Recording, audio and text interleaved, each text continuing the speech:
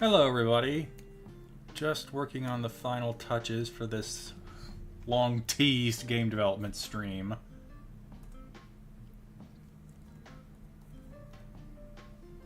Give me just a little bit longer to get the final setup going.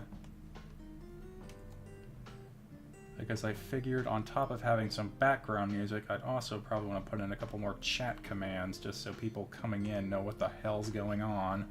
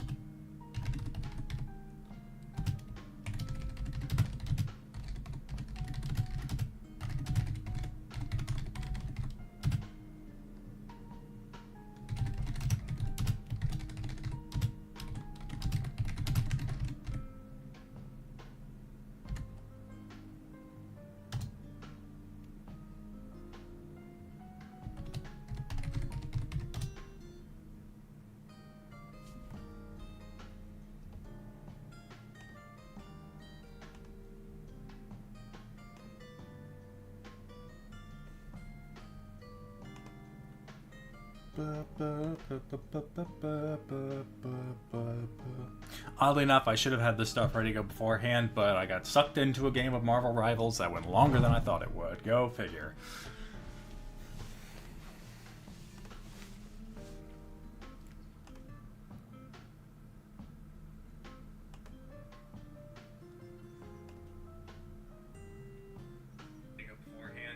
And that's me talking. I don't want an echo here.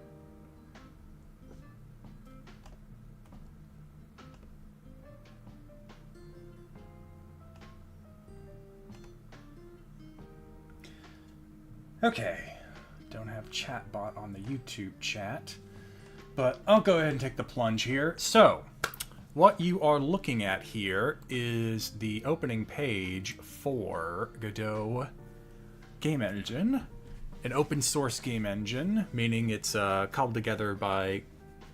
doesn't give it enough credit. It's a fully functioning game engine.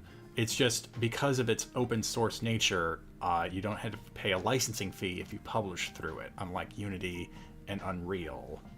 I've been tinkering just a bit with it, and I'm currently working on the Running with the Warriors game, which I have up as a pre-order incentive for the donation page for WalkMS, which you can see if you look at either the pinned message in the YouTube chat or type in !charity in the Twitch chat.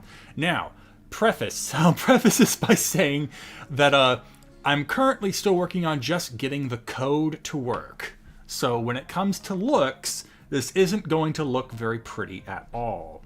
It's partially the reason why I keep hesitating to do one of these streams, but it is actually good motivation to actually get this thing done. So here we are. So with that disclaimer out of the way, and I'm sorry my knee just hit my desk, here is what I have so far.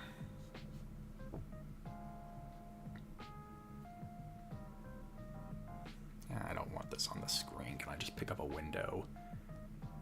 Yeah, hold on one moment. I'm going to change this.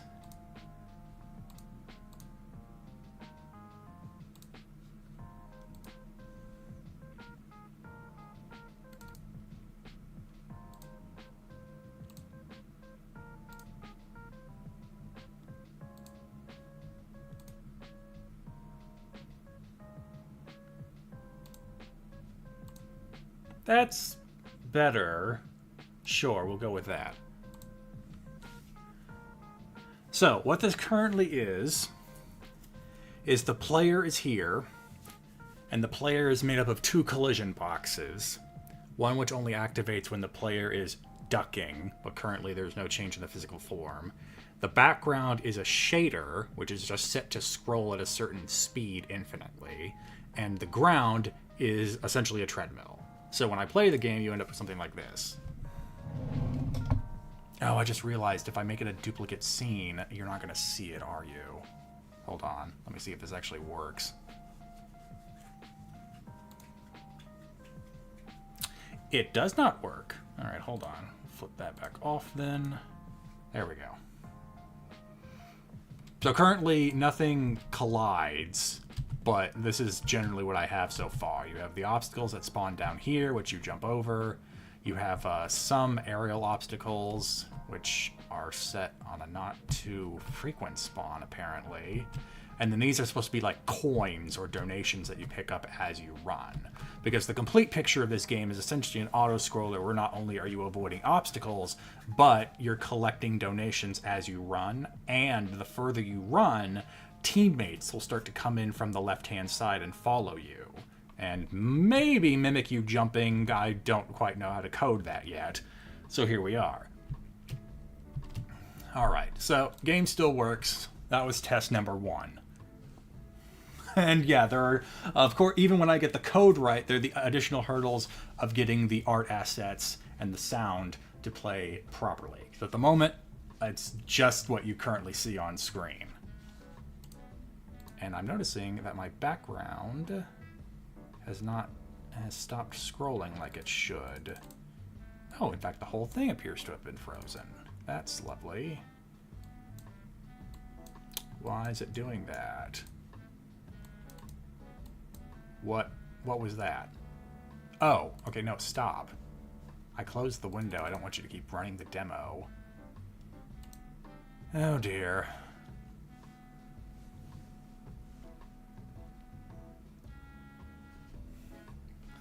Am I already gonna fail at the first hurdle here because this thing just really does not like being streamed? I doubt that's the problem. So what I usually do is I have this on a external drive for portability's sake. I do have backups on GitHub, but I don't actually use my gaming computer for programming a lot, only because my desk isn't comfortable enough to kind of sit there and do this for a long period of time. Really? Okay, hold on. Would suck if we just started this and the thing already broke. I don't want to close it. Just stop running the project.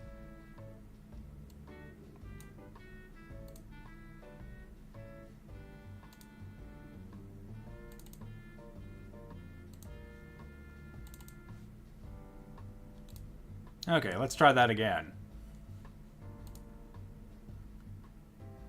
Okay.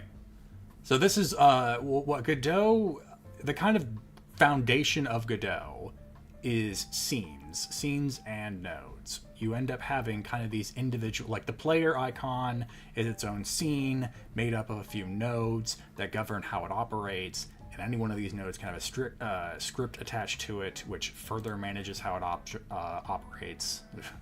And my code's a mess because I'm still trying to beta all this out. But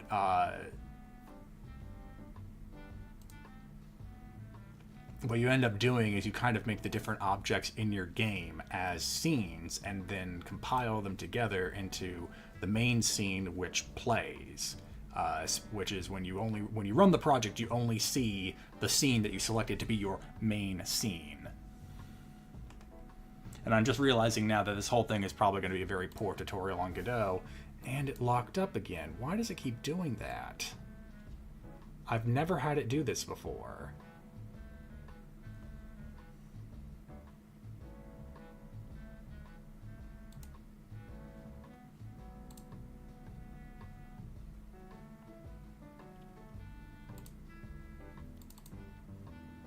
Yep, nope, nothing works. It just stops running.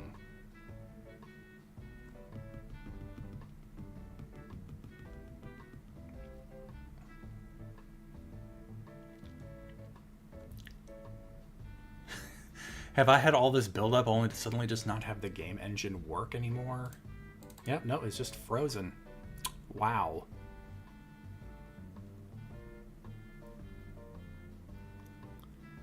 Honestly, I'm not sure what happened. I haven't had it just out and out freeze on me like this. And given the fact that I'm streaming currently, I'm not sure how long I want to spend troubleshooting this. Well, ho-hum.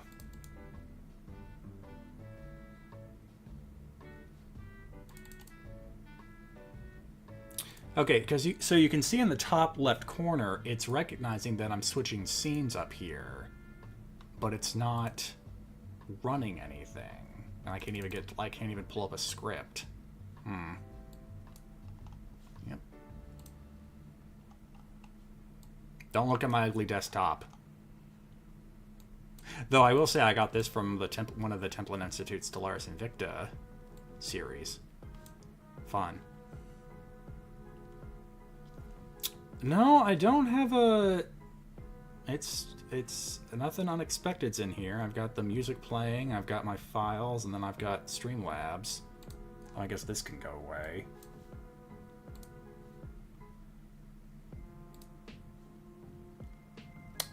Huh. So I am gonna do something here. No, don't do that. Not yet, at least.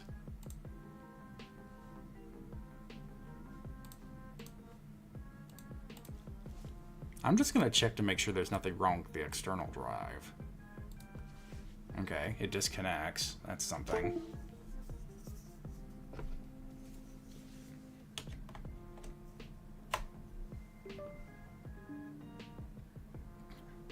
And now you can thrill at my desktop. You have no idea what you're doing, do you? Correct! I know roughly how to operate the game engine, but I don't know why it locked up. Because it has not ever done that to me in the, well, month or so I've had it.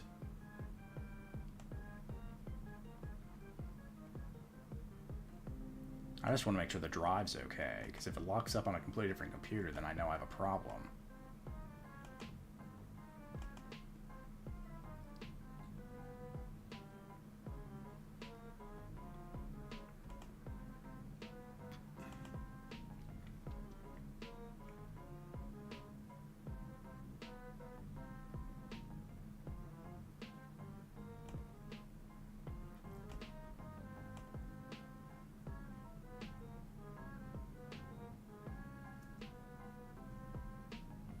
Alright, I mean, so I got it to play on the desktop, and it does that on my laptop now, too. So that's not an issue.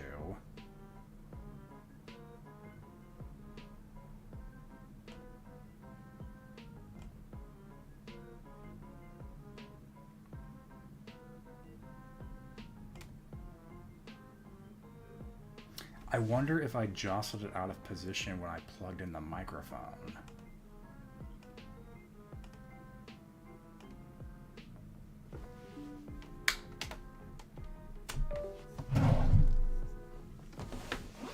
All right, one more time. Let's try this.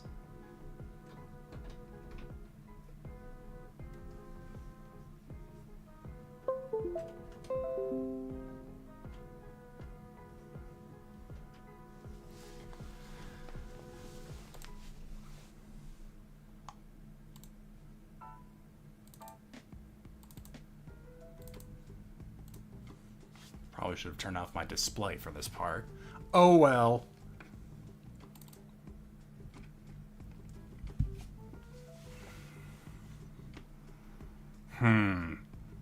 It does take a while to load, doesn't it? That fills me with concern.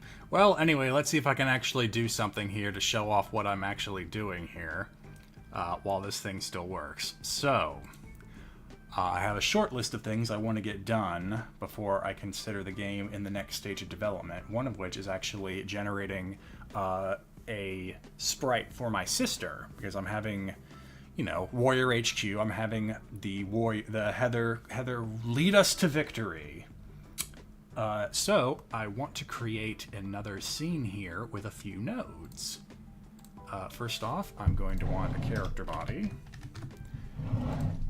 I'll try to answer questions if they pop up in chat about how all this works, but because I only have a month of experience with this engine, I don't feel like I'm going to be good at giving a tutorial piece by piece. So a lot of this is just going to be me doing stuff. And so what I've been using as a primitive to kind of just represent every single thing is the default icon that comes with the game engine. But, of course, a character body needs a collision shape, which the icon is what you see, but currently if I put it in the main space here, it's not going to hit anything, it's just going to float wherever I put it. So I'm going to go into here, give it a child node.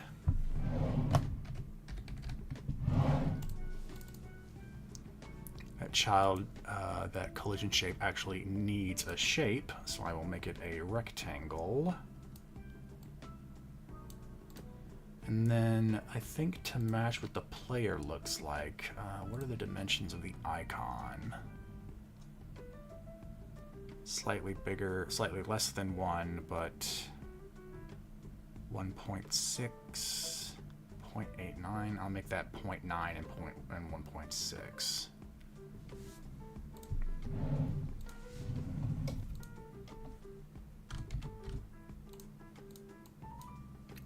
Unlink it. There we go. And then I'll make the collision shape match it. And also, so I can differentiate it on the screen when I put it in the main node, I am going to modulate its color. Let's make it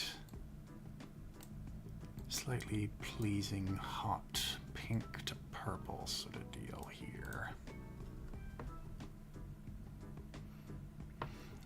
Oh, to anyone wondering about this, so like I said, the object of the game is to not only dodge obstacles, but collect donations, and as you run, you're gathering teammates behind you. And what I think is a bit of a unique feature I'm adding to this to make it just not a bog standard auto-scroller is that if you run into an obstacle, instead of it being game over right then and there, if you have teammates, they'll stumble and fall behind, sort of acting like a health bar. And it's only when you collide with an obstacle without any teammates behind you that the game's over and your score is calculated.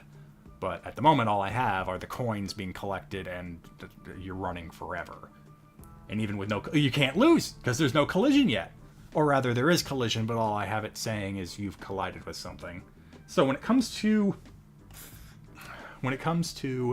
objectives, I want to have Heather, this icon here that I'm working on, spawn in. I want to work on the follower spawning in behind you as you run, and also test out randomly assigning them a color to sort of help with character creation, procedural character creation. I also think I want to have it so when the obstacles hit you, they bounce off the screen and fall down to the bottom of the screen. I want to try to see if I can have the followers mimic the player when they jump. I also have a problem with the coin score not updating properly, so I'm trying to get that to work. And then I also need to test out actually saving the high scores from game to game, so a person can actually try and beat their high score as they progress. So, at the moment, we're working on Heather's body here. I pretty much added everything I need to add to this right now, so let's save the scene. And I'll call it Heather. And now I'll go back to the game root, and I'll go ahead and add her scene right here off camera. So these icons here are forming a treadmill to give the illusion of speed. This icon is actually not moving at all when the game's running. And it's currently standing on a floor. Because if I didn't have this floor and these tiles didn't have collision, this thing would just fall forever once I play the game, once I set the game to play. So what I have here is the treadmill effect with these, and then an actual colliding floor. So any objects that spawn above it will fall, hit the floor, and won't fall forever.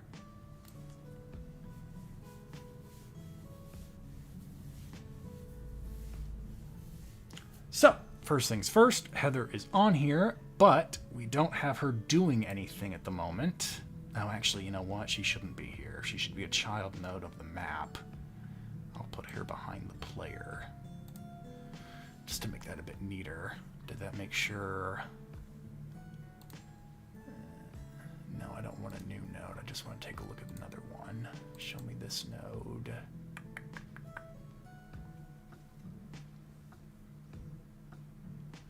Open an editor. There we go. Okay, put that over here. This, and this can go away. Alright, so now what I want is to attach a script to her, because I need her to do something when the game activates. I don't need basic movement, just make it a default node. Alright, get rid of this, because I don't need anything when it's ready, or rather for now, just pass. I may need something later, but the process, at the very least, I need.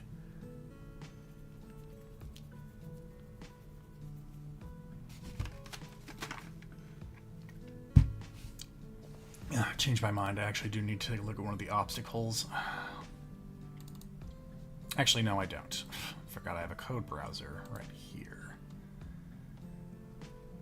So go ahead, copy this, and that'll be our starting point.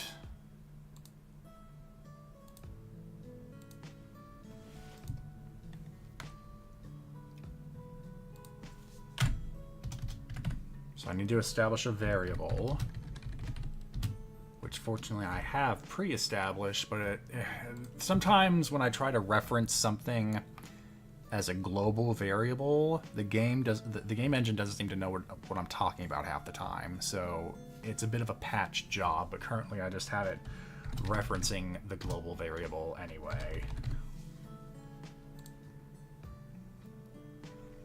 All right, so it's position X.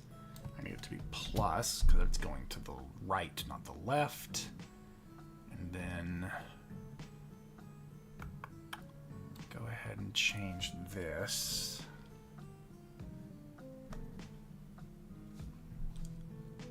Actually, I can make this a bit more simplified. Get rid of that line, put it in there, and then we'll change this to just if position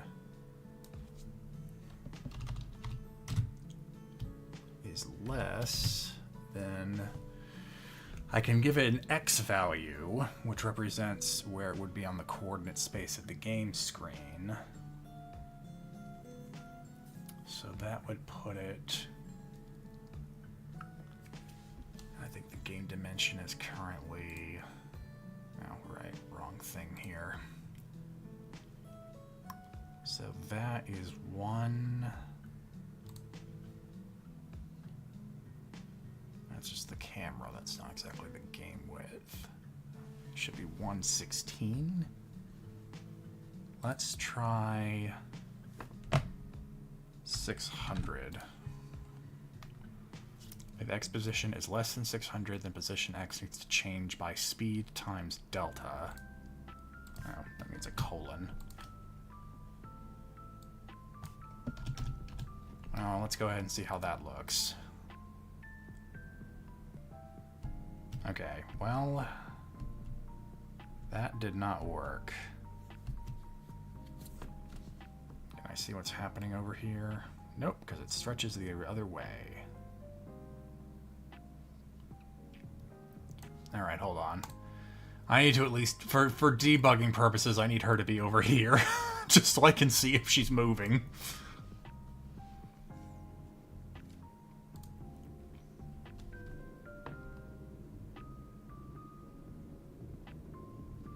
Yeah, so the player is not moving. Yeah, and you can see the header node is doing the same thing. Everything else is moving to the left of the screen, but the player is not moving at all.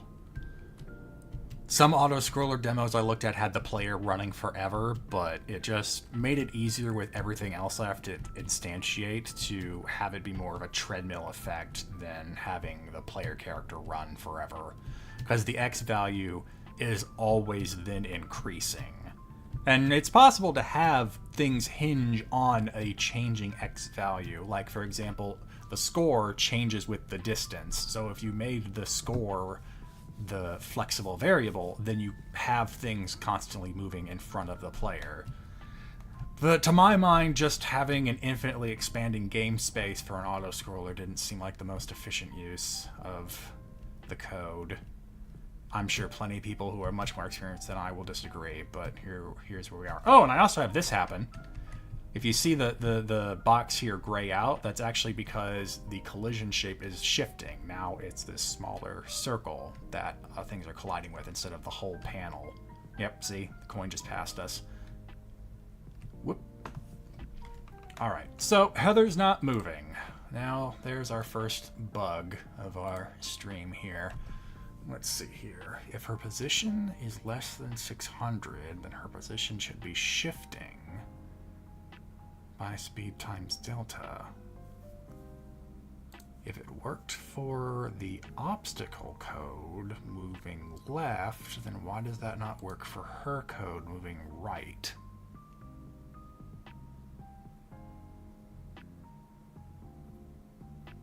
Yeah, if nothing else, feel free to just sit in and listen to the chill vibes. I have I think an hour and a half long playlist of different lo-fi hits. Or, I think one of these might be the Final Fantasy soundtrack. TFS music, generally.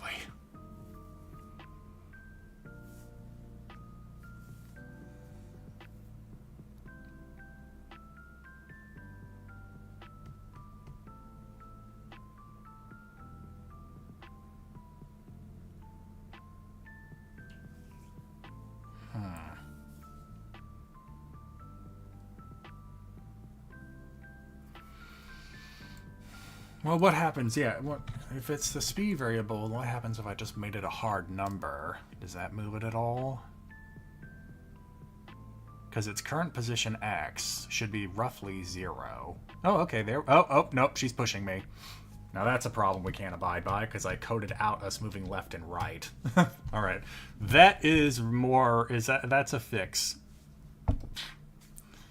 So, I'm going to go back to the Heather node and change her collision layer to, well, let's change it to nothing, because I don't really want her colliding with anything. I just want her to pull up on screen.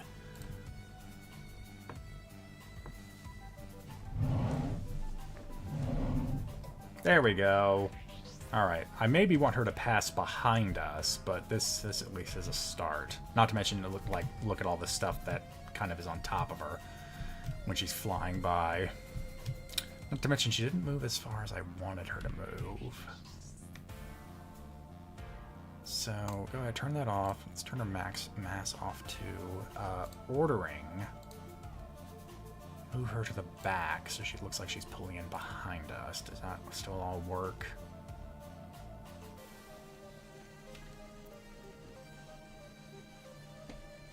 Alright. So, at least... So, what ideally, in a finished product, I kind of want to look like she's catching up to you. Like, she passes you, then slows down to this point. Right now, it's just she pulls up and stops at a consistent rate. So that's one of the kind of fine-tuning things I'll come back and fix once I actually have all the code working as I want it. But we still have the question of why did that work as a hard and fast number, but having it as a speed variable didn't? What if I change this to just Game Manager speed? Get rid of that. It's not declared in the current scope, but it's a global. Does that still break if I just have it play?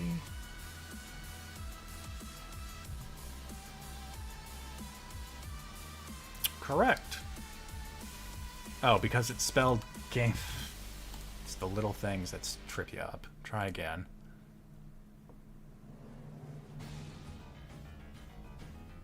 So you might be right about the onReady. Oh, nope, that worked. So I do have everything in this script is global and auto-loaded at the start. So this whole thing should be accessible by all the other code when it comes out. And it's messy. I know it's messy. And apparently it worked, because like just referencing the speed variable got it to work. But change this to 800.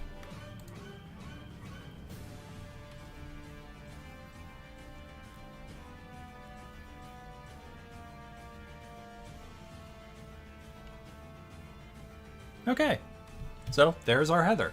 Moves in on screen, comes up in front of us, and then leads us through the rest of the course. All right. There are things I'd want to come back and fix, but just for the sake of keeping the coding moving... Oh dear, I have to re-log in. That's what happens when you have 3 different computers in front of you, try to get that thing to work. Now, I want to work on having followers spawn. So, this will end up being a new scene as well. I technically already have it, but it's empty.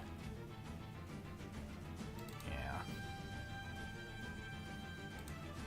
So, I'm doing something weird here. Or maybe not, for someone who actually understands this. What I have for the followers is that when I make them, they're actually going to be several different sprites layered on top of each other.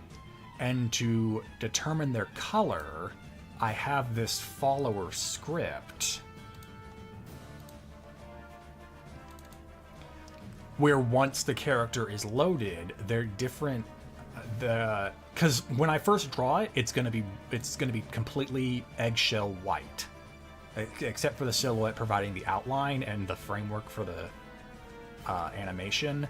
The hair, eyes, skin, shirt, pants, shoes are all gonna be white. And then when it's run through the script, hopefully, all those different pieces of the sprite will be modulated in color, like I modulated the Heather sprite, or icon, I guess, since it's just a static image. It's going to modulate the color of all these things through these functions and these arrays of color I have here. And ideally, shift around what the person looks like to actually look like a person. However, of course, because I haven't drawn any of this yet, it's just a blank, it's just a collision box. And honestly, I'm not even sure if it will instantiate if these are blank. Because the function in the script isn't called, it's just here.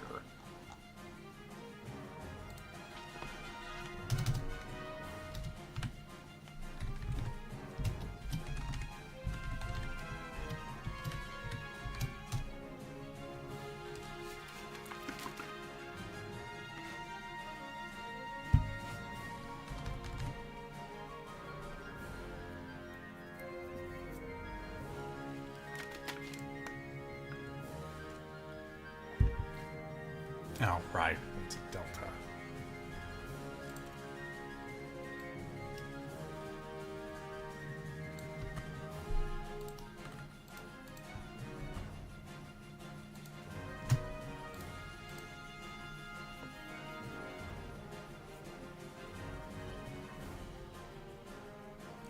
So I'll need a function in the game manager text that governs when these things are spawned. And then also, I'll need... Actually, I could maybe make things a bit more economical here, just use the same code. Because once the thing is put into being, I'll probably put it into being outside the screen, and just like Heather, have the teammate run up behind you. So here, this would actually just be 200.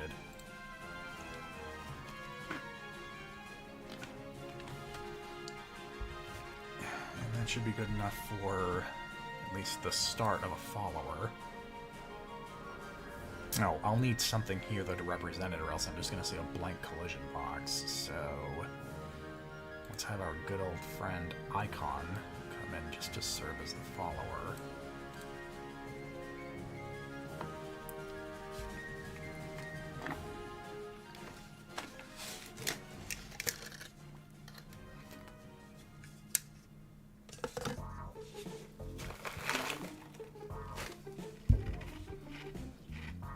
And I'll do what I always do, and modulate it, just so... Actually,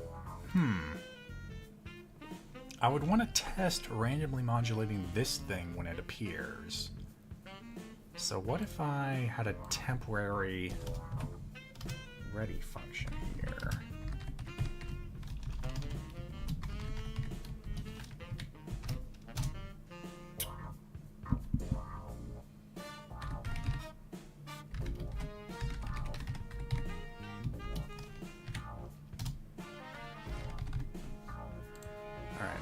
I haven't told you what that function is yet.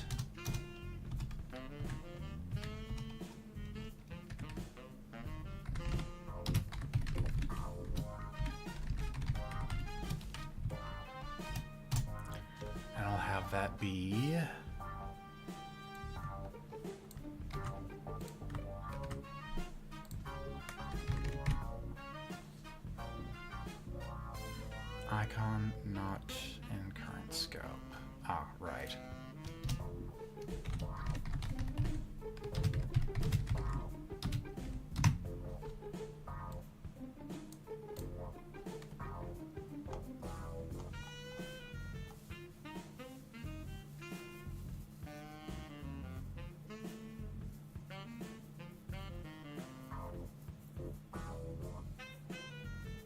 Hold on, I want to just make sure the audio is still working.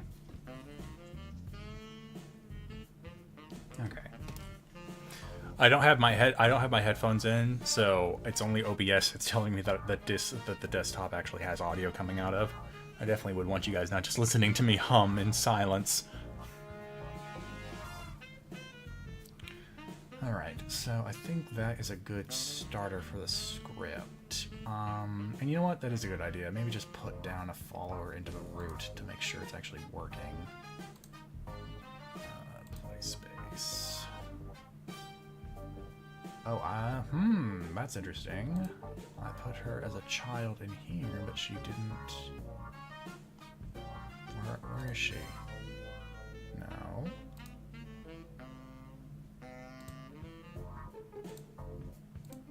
Huh. That's odd. I may have effed that up. Oh well. Wait, why is the follower just a collision bot? Oh, because I haven't saved him yet. Get rid of that.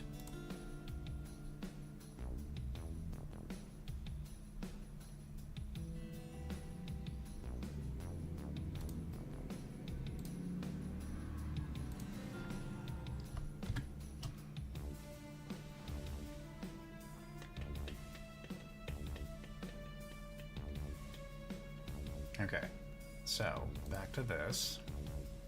Put this in here. And what happens if we play it?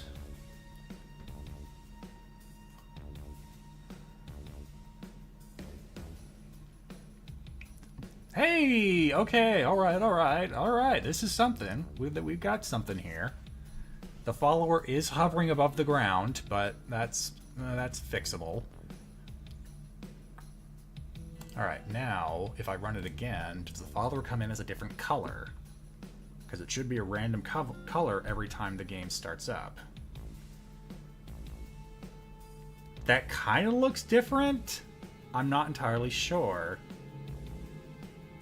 Hold on, so that was like a grassy green, maybe even more of a yellow.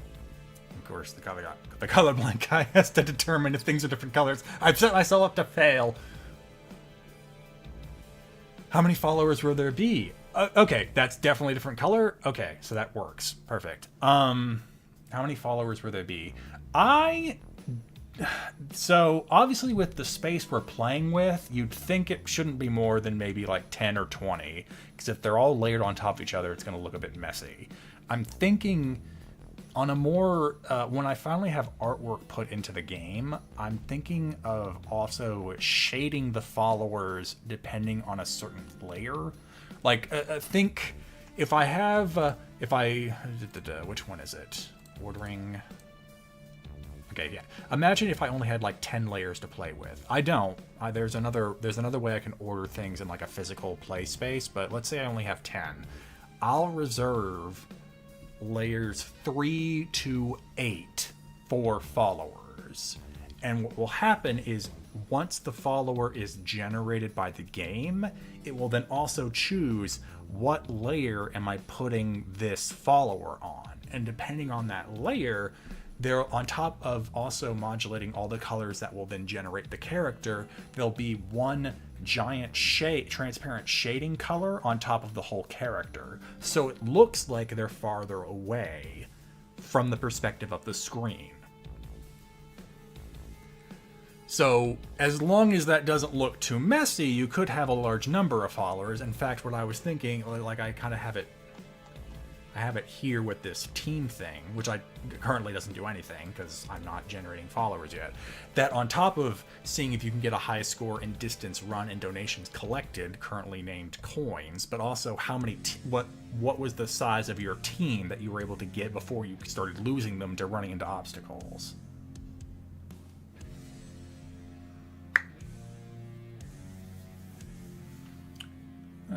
Add an empty node called followers, then go to the node settings on the right and select groups and give it a group name called follower container.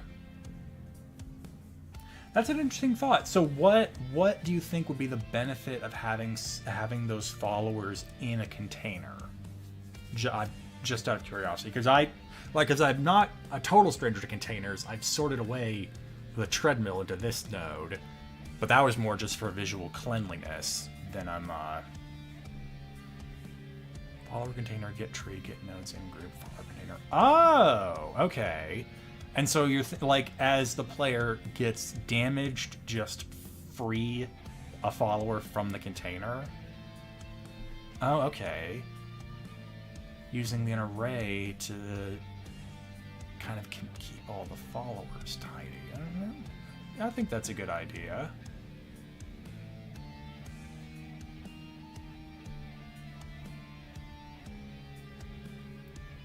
Adding chicken followers in Godot that use this technique work good. I might look that up then after the stream, because I'm definitely open to ideas to make all this tidier. All right. Anyway, let's go ahead and work on the function that actually spawns followers into the game. All right. So we have you. We know you work. So you can get the fuck out of here. Go. Get out of here. Get away. Unfortunately, I already have a roughly similar program.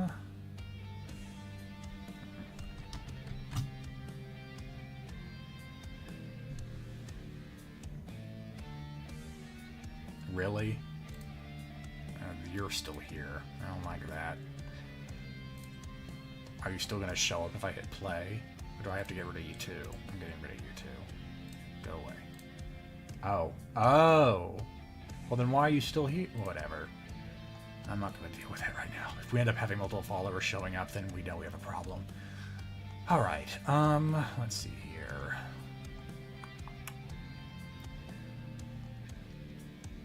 I'll tidy this up later.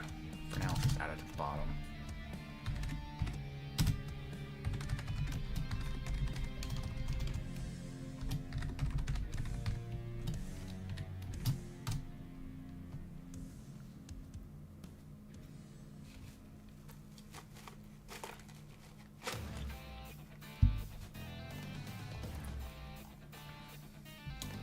Huh. I'm wondering... So maybe up here, what if I did something like... And so another reason, my functions aren't using the same style because I started using one style, and then when I started getting more and more functions added on, I switched styles. So that's another coding thing I have to come back here and fix.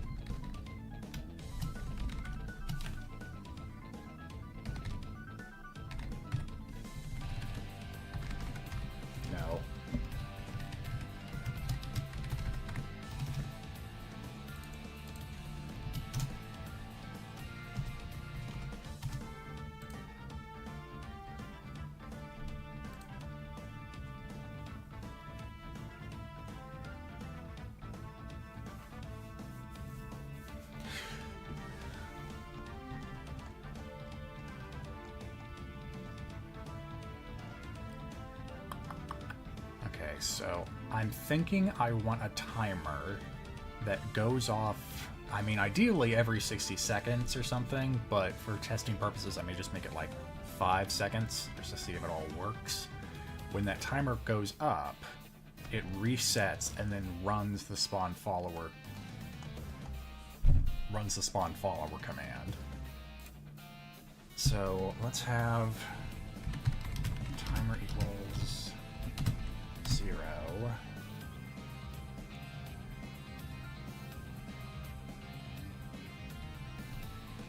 Standalone lambdas cannot be accessed. Consider assigning it to a variable. Is delta not enough? Does it have to have a pointer to void?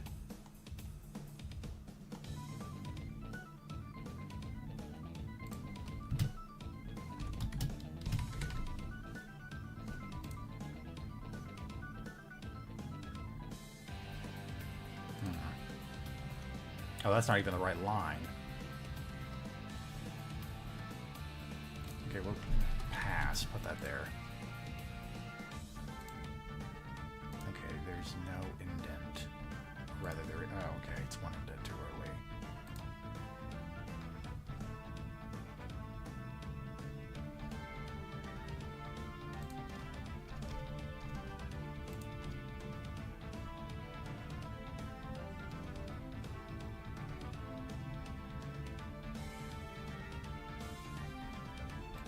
So that's unnecessary, but why is that not working? Is it just because could I just take out dim, put it as delta?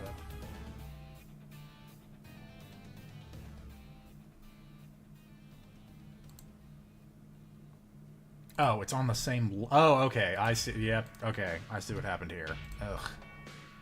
There. That's why you have a double space between your functions. You can actually tell them apart. Okay, good. Fixed that. Alright, then as it runs, timer plus delta.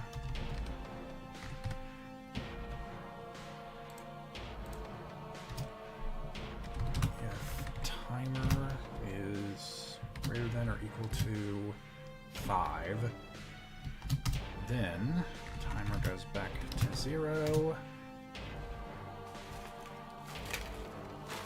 And then you run spawn followers.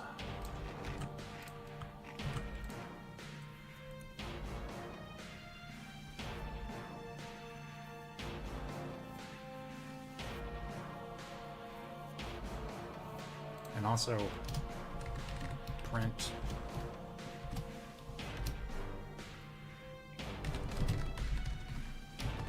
that just so I know you're actually working.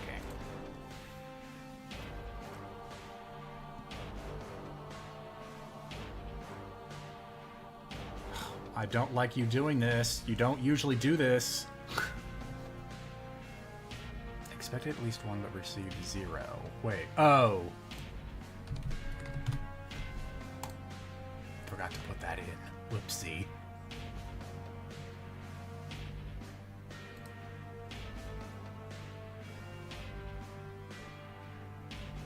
Okay, there we go. I still have all the coin debugging text popping up, so I can't even tell. Okay, stop. At any point did you print new follower?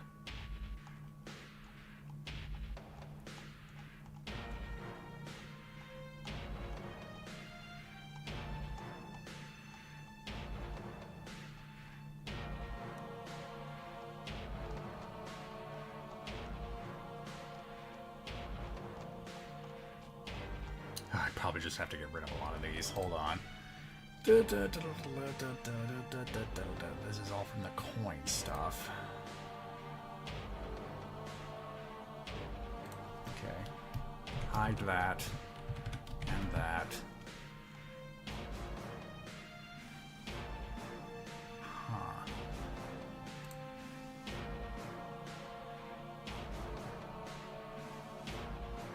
Okay, yeah, you're adding in there, but you're not the one printing plus coin. Who's printing the coin score?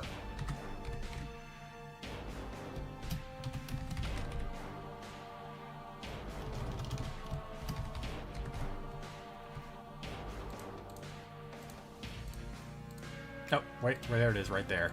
Ah, okay. Have you printed continuously? That would be a problem, wouldn't it? Alright, let's try that again. Oh, I can filter the messages by that? Oh, I'll keep that in mind there for the future.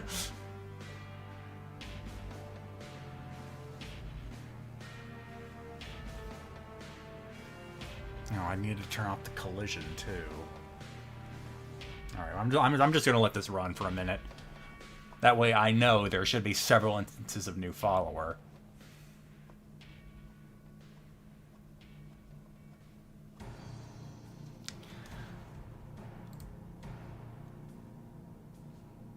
Oh no! Okay. Oh, that's unfortunate. I thought the multi-stream chat should be showing me Twitch and YouTube chat. But I'm seeing... Okay, hold on. Never mind. I was wrong. I was looking at something else. It wasn't working, but now it is. Alright. So now we definitely should have a few...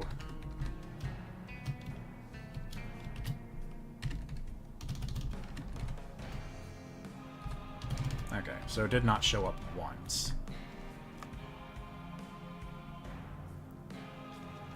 So this isn't working.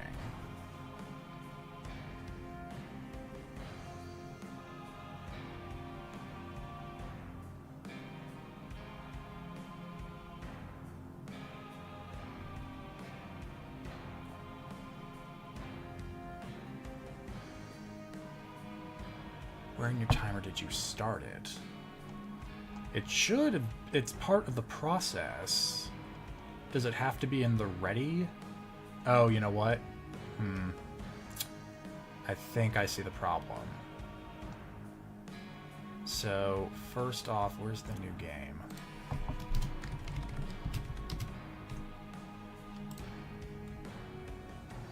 Because timer isn't...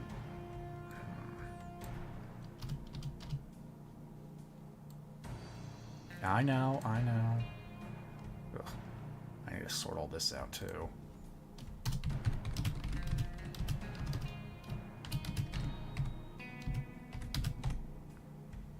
I'm adding an int to a float. I just want to make that a float, then.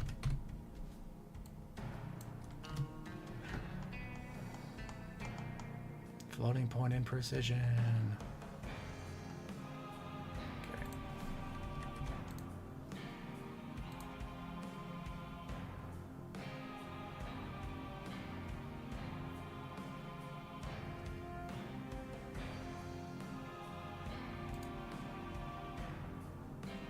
Oh, okay, there we go. It happened twice, though.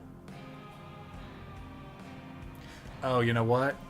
Probably because since it's a float, it's going to be greater than or equal to 5 for maybe more than one frame.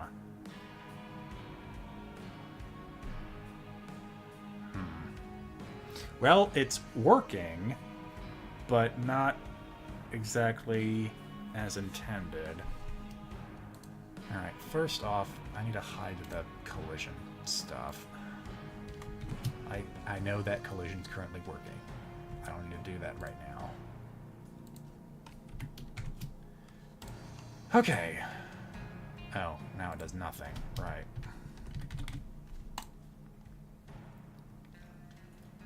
So, on top of printing new follower, print the timer. In this end, I should see nothing but 5s. It should be saying 5 or 5 point whatever. Oh, maybe if I just changed it to 5.0, that would be enough, because it is a float.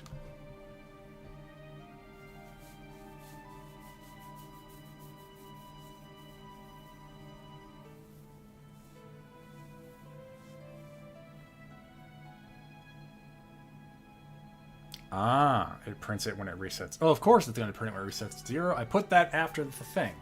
But clearly it's printing twice now. So that it alone is the problem. So I did think about using a timer node. Does that really give me a...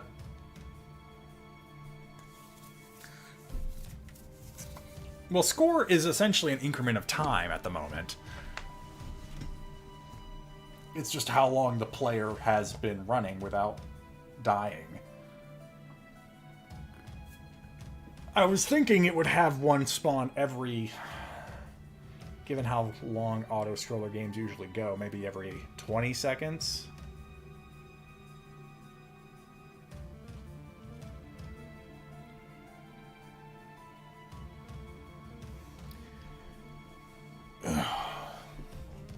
I guess it maybe made more sense to use a timer node than this. I can just have it emit a signal, and the signal spawns the follower. What happens if I change this to 5.0? Because if I use a timer node, that would probably fix the issue of it apparently spawning 2 followers at once. But I'm trying to see if I can maybe just... Nope, still doubling up. Alright, well, let's go ahead and try a timer node then.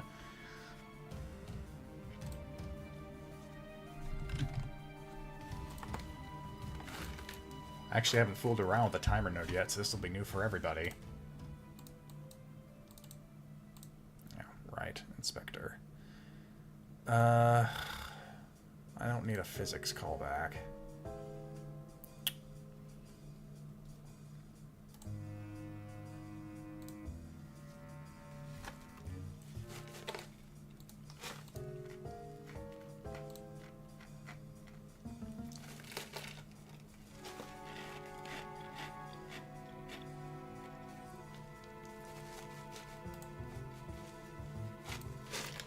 Let's all learn a bit today. I'm just going to read up on the documentation, like you should.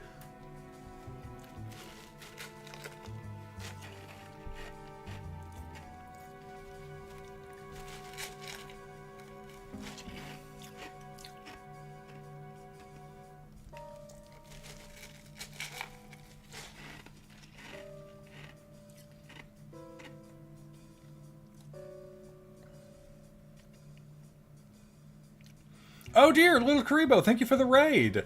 Hope everyone had fun with, was it Super Robot Wars?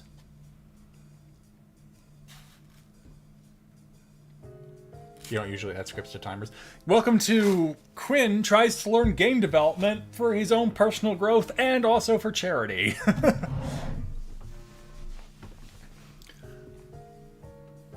I'm helping raise money for Walk MS, a charity that supports people living with multiple sclerosis. My sister was diagnosed back in 2021, so she's gotten the family and a lot of her friends to help raise money for the charity since 2022. We've done a lot of good work just by ourselves over here, but Warrior HQ by them as our team has raised I think upwards of $90,000 for the charity since we started. So now I'm doing this. I swear I'm doing fun stuff too. But today I wanted to show off this game I'm developing, which I have up for pre-order on my donation page, which you can see if you hit !charity in the chat. Where on top of some other incentives that you can just get outright, I'm hoping to have something a little fun for people to play and kind of always memorialize our work with Walk MS as a team. Currently, it is in a very alpha stage. If you want to take a look at what we got so far, it's this. Just gotta give it a moment. There we go. See, this is going to be my sister. This is going to be you. These are donations that are flying by. These are obstacles you have to jump over. I might turn those like purple squares that fly into pigeons. And eventually you're going to have followers and teammates that come up behind you and just show you the whole team running. But right now I'm still trying to understand how to make Godot work and do what I want. So here we are. I like not having as many scripts in so many places. So yeah, just go ahead and close that. Where the heck is the timer script? Oh, I didn't even say. Oh, there it is. Delete. Why is my play space? Remove. Oh, detach script. There you go. So I hope you guys had fun, and I hope maybe we all learned something today about programming and why it should be left up to professionals.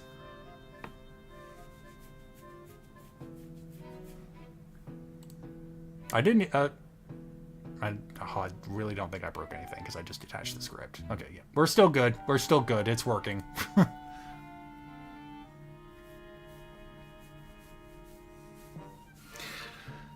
So I guess while we take a short moment to reflect on what we've done so far, I did actually take a there's a Harvard CS50 class that is offered up for free. You can watch the stream of it and actually do like some online coursework for free. It helped a lot with me just getting a basic grasp on like variables, functions, arrays, you know, basic computer science concepts, and cut my teeth on C, Python, some more generally used programming languages. And then actually my final project was I can take a short break and show you guys. I don't know what else you may see in my computer, so enjoy a black screen for a moment while I try and find it.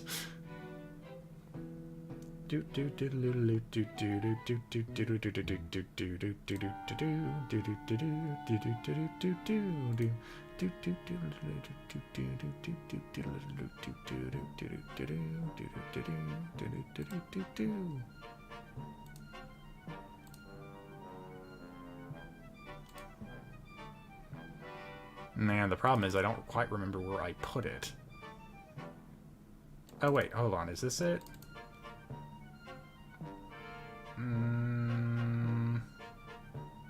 Maybe. Alright, hold on. I need to mute the lo-fi hits for a moment because there's going to be a new sound.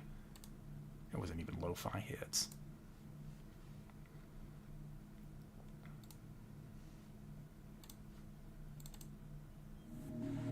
So I made this in Lua. Ooh, and I can already see it is getting into the yellow, so let me turn that down. And it's essentially it's a pong clone.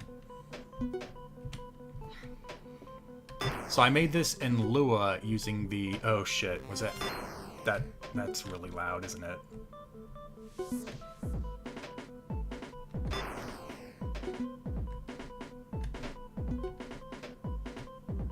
So this was using the Love 2D framework. So this took me...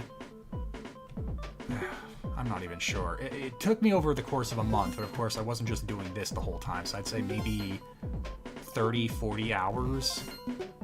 But of course that was on top of just learning Lua and Love 2D as things to use to program. So this was my first step into game development.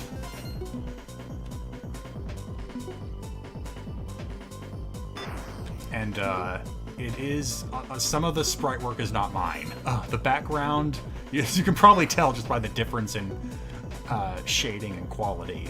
The rocks and the background are from a royalty-free website, and then the paddles and the ball I made myself in Pixiv.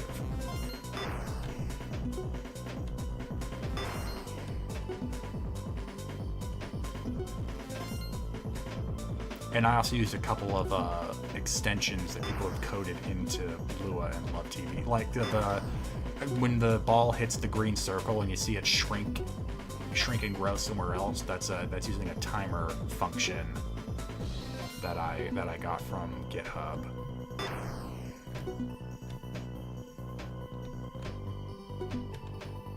And so the general concept of this game is that the higher if you hit the ball into the green circle, it doubles your score. And the higher your score, the more reactive the AI paddle is, and the more rocks fall. And I guess in theory, the faster the ball's supposed to go, but okay, and then that happens.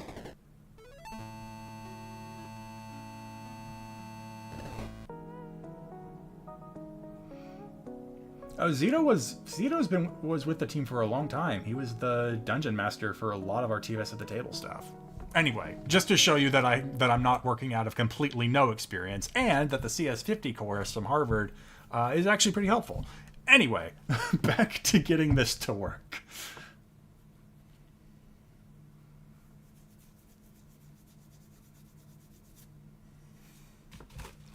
Oh, if only I could make people pay quarters. Please insert 40 quarters.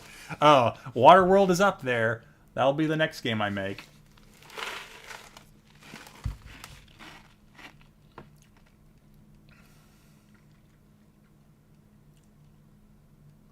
Okay, so we have the timer variable, and then we want to link it to the player. So give me the player script again, and then it's...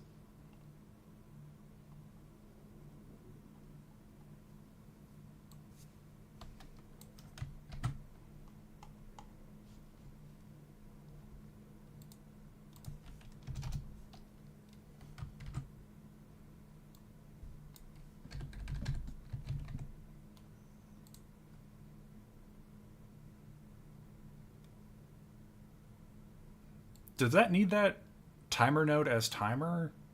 Or is that sufficient? Because I thought I'm just calling the timer node.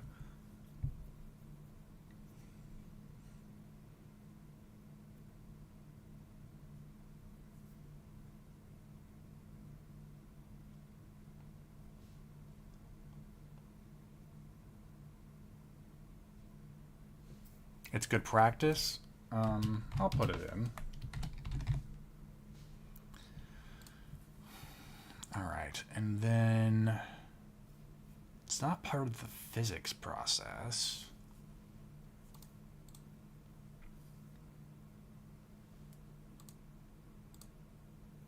Can I have it called in the physics process, or should I make a physics process, or should I make a process function to call it?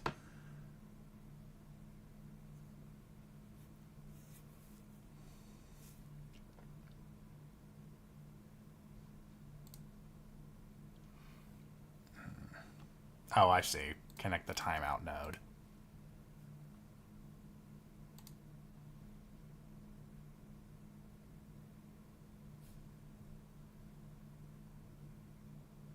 Oh, I call it on ready? Okay. Well, did you put it at the bottom?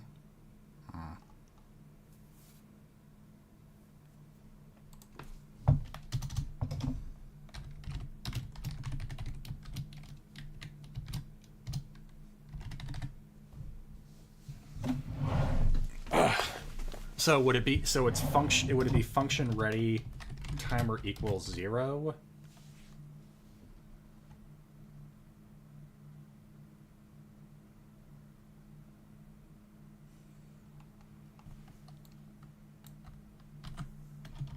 I have a lot of defunct code down here that I keep just for posterity at the moment.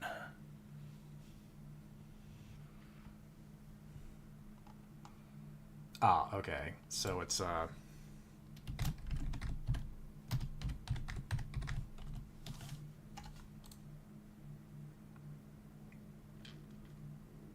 make an instance. Oh.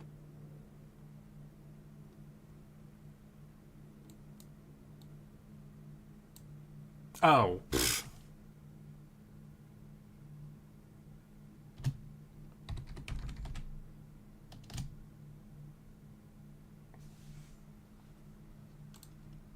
Okay, so it starts the timer on ready. Then this is called on the timeout.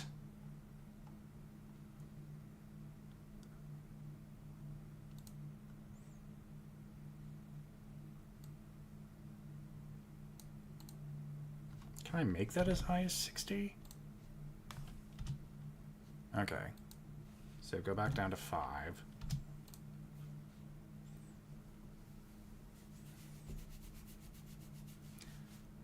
So is the idea on here to then pass? No, not literally pass. I guess that's its own meaning now. But then I can call.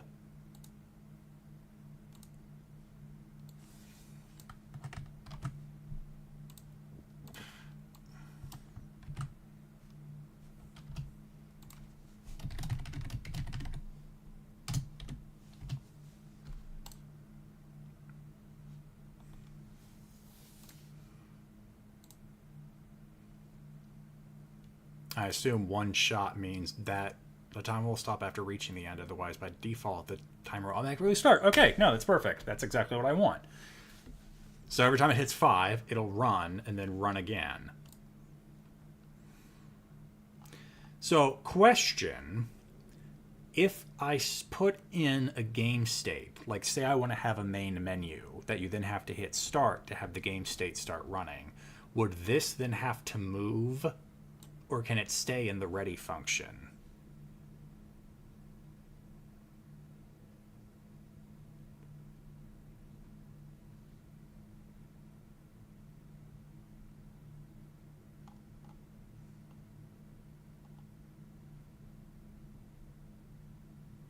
Okay.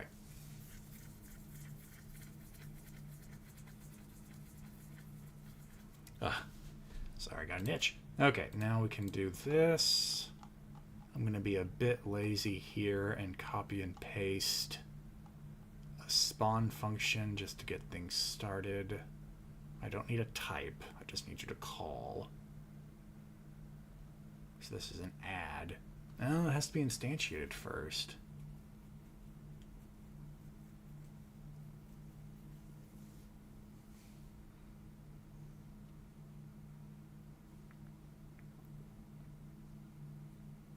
Oh, okay. So it will be in this. It's because it's in the scene tree. Okay.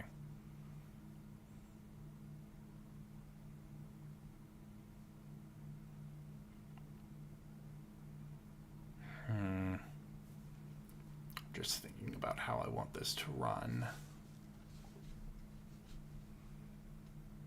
I guess actually this comes pretty close, but then it has an add function, which then actually puts it on the screen.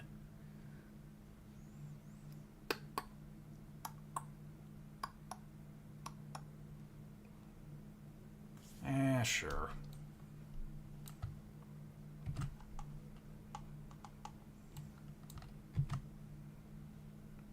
Yes, yes, I know. I know.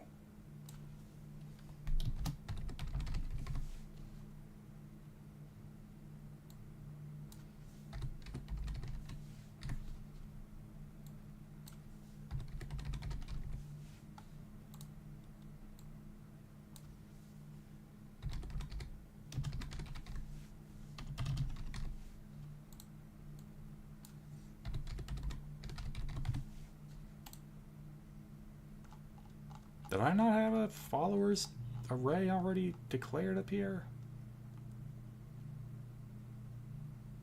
And team size.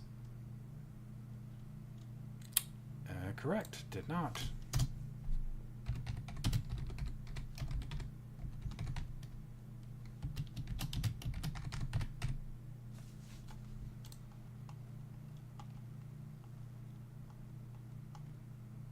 Now, so you know what? I did get over eager. I think it is worth making sure this timer actually does what I want it to do.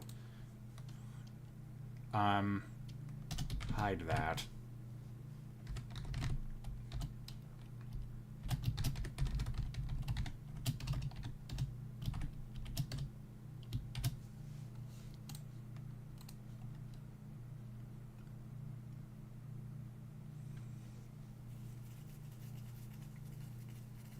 Attempt to call function start in base null instance on null instance. So it seems to think that the follower timer does not exist. Oh, wait, is it just because it's in the order? What if I just put it up here? Wait, no, that means it spawns... wait. Did I get the draw order wrong? Nope, still broken. Okay.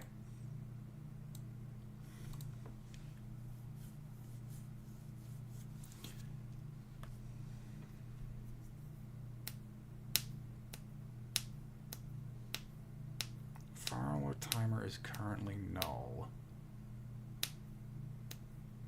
So why is it nulled? You're supposed to have it ready to go. It is this timer, right? Oh, okay.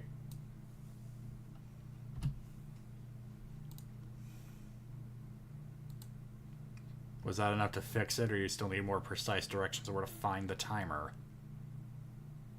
Yay! Wait, that's still running? Oh, right. Hold on.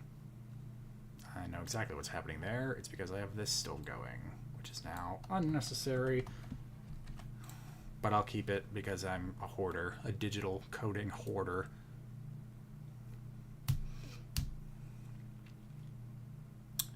And of course, that's no longer needed anyway.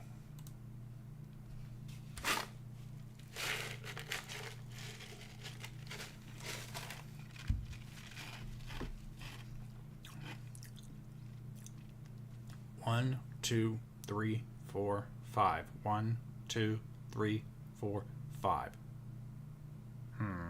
1, 2, 3, 4, 5. 1, 2, 3, 4, 5. Okay. I'll trust the computer counting at a more consistent rate than I am, but that does look like it's working. Okay, so our timer works. Go ahead and get rid of that debugging script.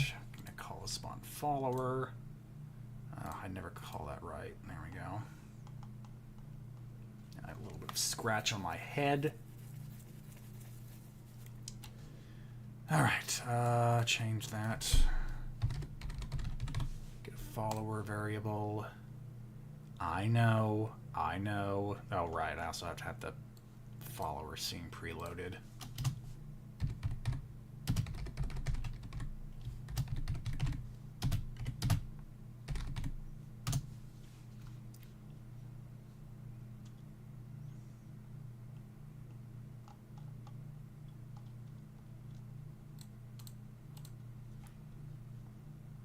You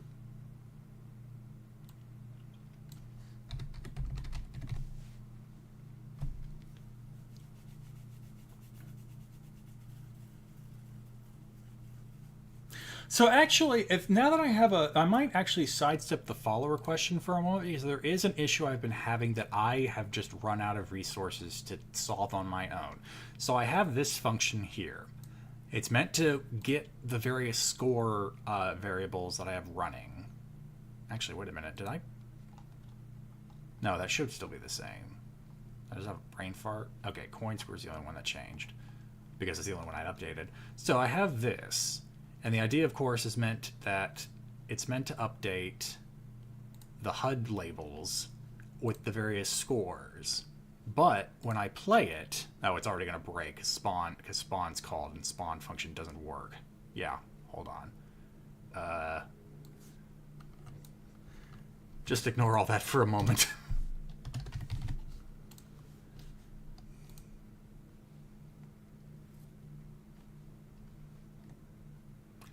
So the score one works. It's displaying the run score as it's being calculated. But the coin score, and I have used debugging text to confirm this, it never shows the coin score. Even though every time I collect one of these coins, which are primitive right now, it's going up by 1. I have no clue why that's not working. It's using the same get node as the run score, but doesn't work. And even this was a bit problematic because the original one had like HUD get node, and that didn't go anywhere. It was only after I did this that the run score even worked. If anyone more familiar with Godot could tell me what the hell's going on there, I'd very much appreciate it.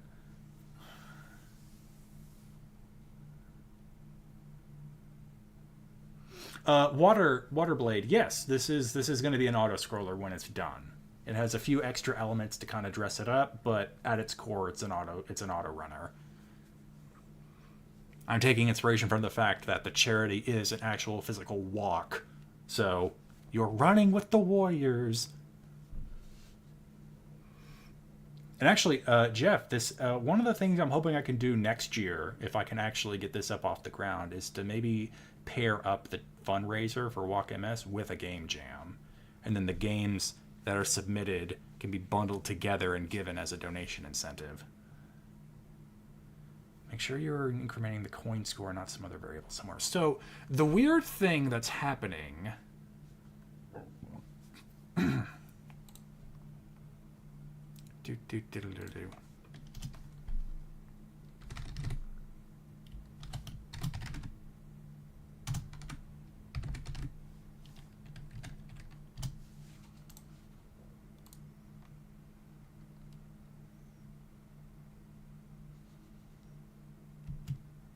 Okay, see, even that does it correctly. When I had it print the coin score as part of the debugging text, it would give me the number and then put a 0 after it. So like for this, it would say 10 0, 11 0, 12 0, 13 0, 14 0, 15 0. And I did not know what was causing that.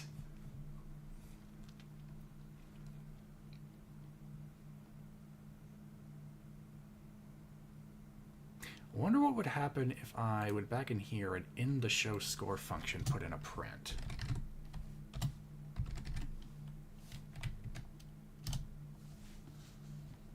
So keep that, but get rid of this.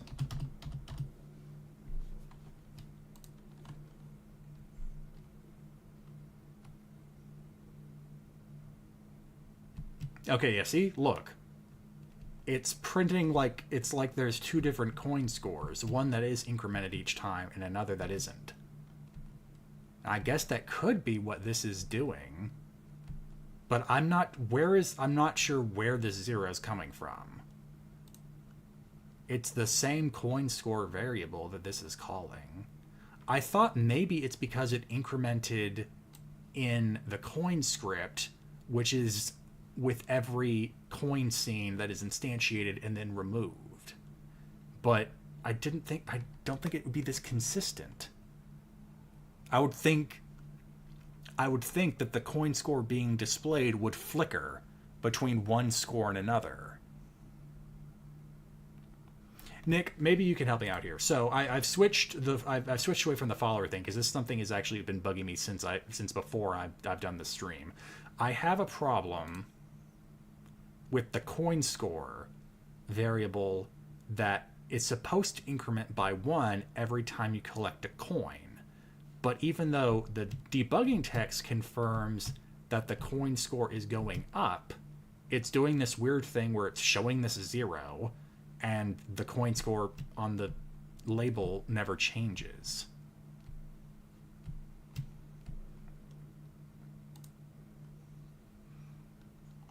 Somewhere in the coin score.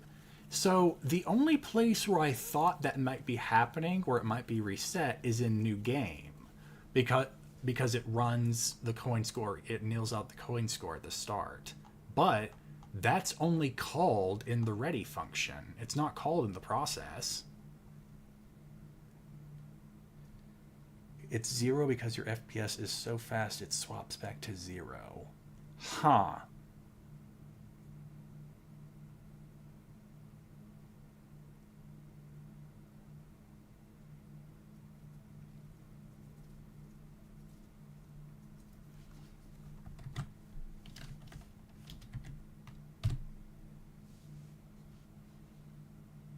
No, yeah, of course that's going to give me that.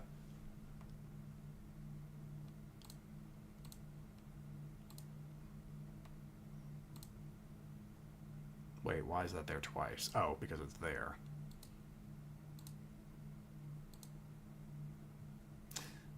Could that... Well, I mean, that function's there, but it's not called. And then that's only run in the ready section. Yeah, new game is called in the ready function. It's not called in the process.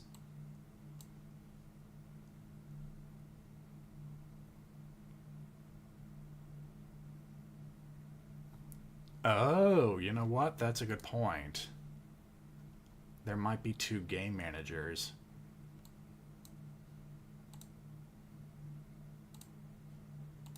Yep, there's 2 game managers. I don't even... What?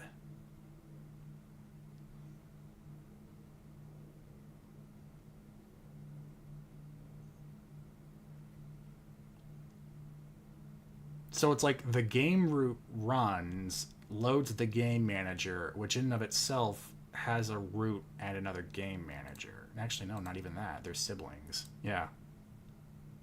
I've not... Oh, because it auto-loads it. It's because I autoload the game manager. I mean, that would be my first guess. It's because this is the only scene tree I have. You have the game root, game managers in the root. Is it possible to take it? I don't, because I want... Do I just take this out if I'm auto-loading it? Because it doesn't have... It's like, it doesn't have any visual child nodes. This is all the map in the HUD.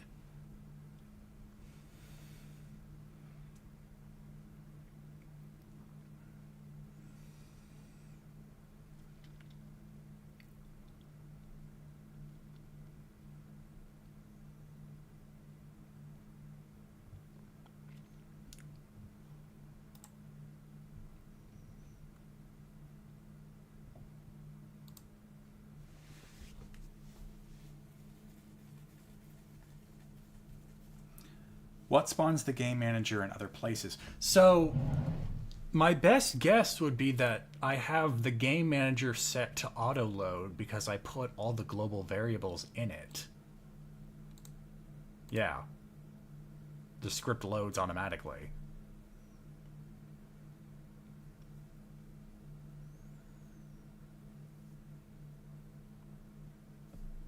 Remove the auto load. If I just disable it, is that enough? Because I'd like to flip a switch to put it back on if I can. Because if I don't have it as a global, yeah, the whole thing is going to break because so much stuff references it. So what would be the best way to put the references back? If I've taken it out of the auto load.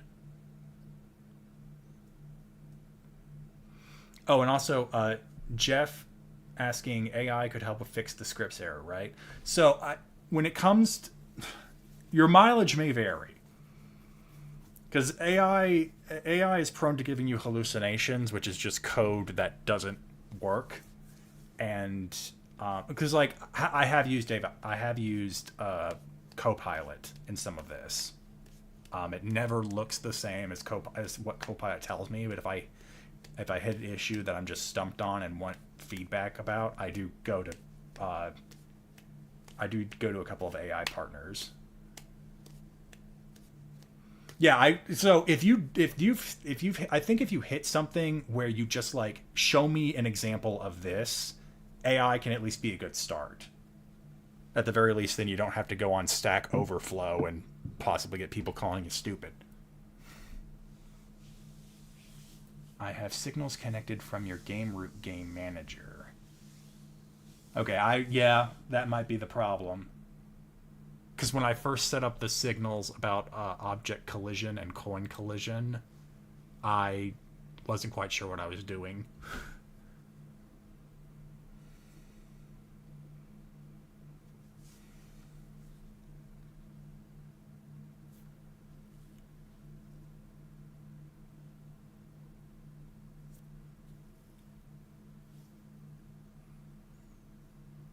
So should I change it from... Yeah, because the signal definition is here. Oh, it was here. Oh, there it is. One signal if you run into an obstacle, another signal if you hit a coin.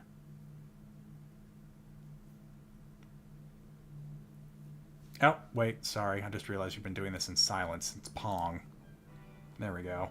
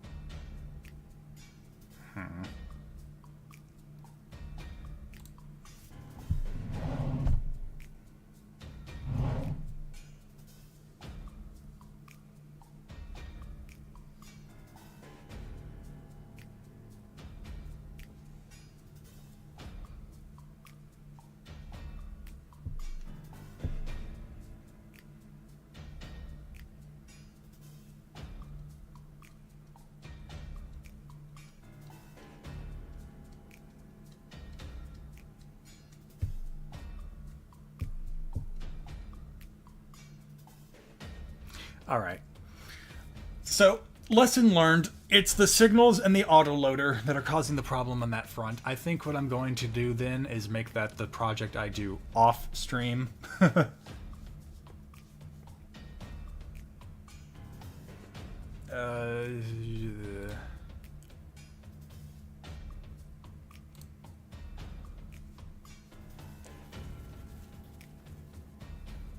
Oh wow, I can already tell that's a problem. Jeez.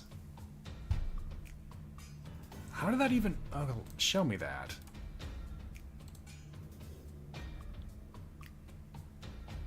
Am I even looking at it? Where is this taking me?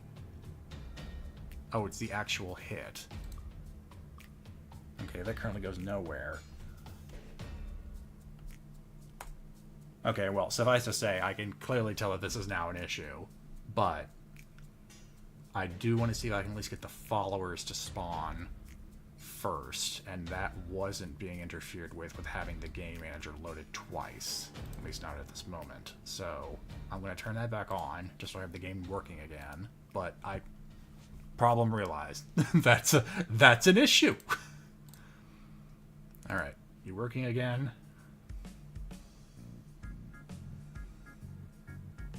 Okay.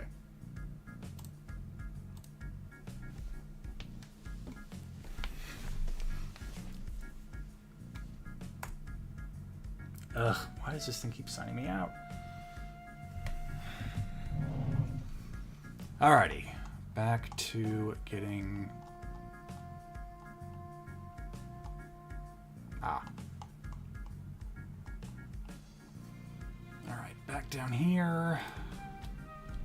We have the spawn followers getting called. I realize I just should have highlighted all this and hit Control K again. I'm not perfect. Ah!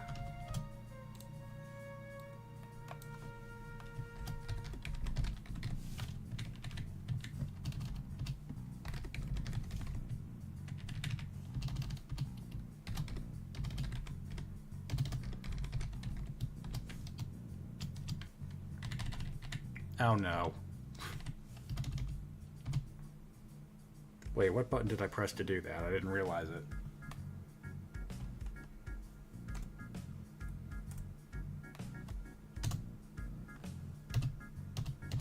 Well, that's going to drive me insane. I just fat-fingered something, and it did something I actually wanted to do on a completely other computer.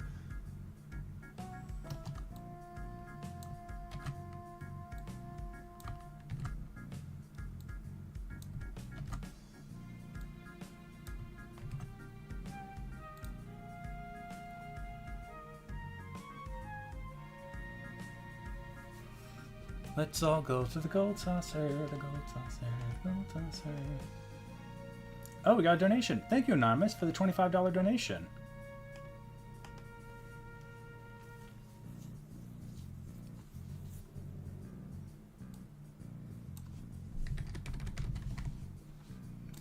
Okay, I don't need any of this. Yeah, if I'm only calling spawn follower once, then I only need to worry about changing its X position, and its Y position is not relevant. Or rather, it doesn't need to be this. I can go away. I'll come back to that. So, get rid of that. For the moment, get rid of that. And that can just be that.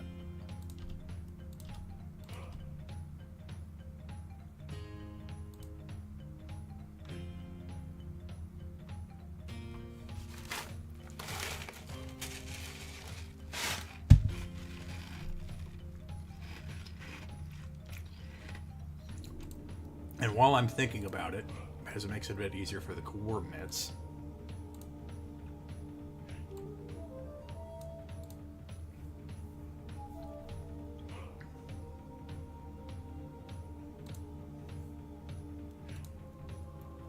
let's see. So this is spawning on the right, so first time this actually needs to just be negative. Well, let's make it, I don't know, negative 100. Well, it's 128. Make it 0.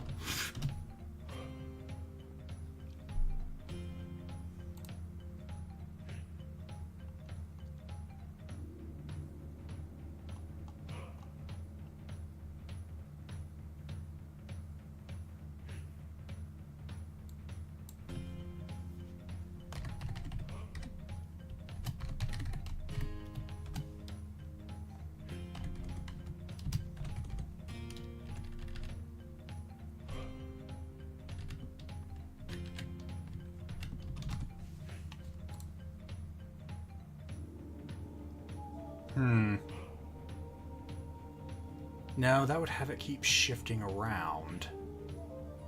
So that's not going to work. Let's just have it be...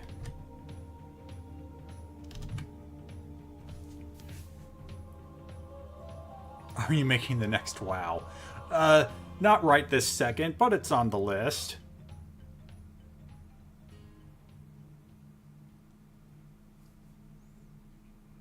I'm starting to see why people do this with a face cam, because even though I have the music in the background, there are going to be a couple of minutes with me just going,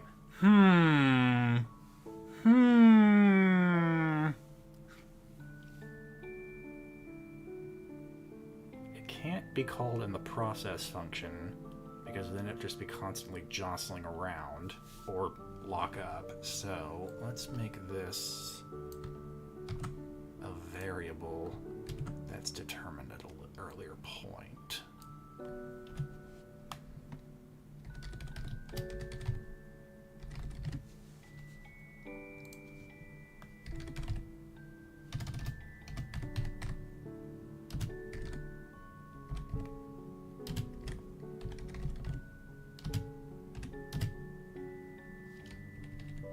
No.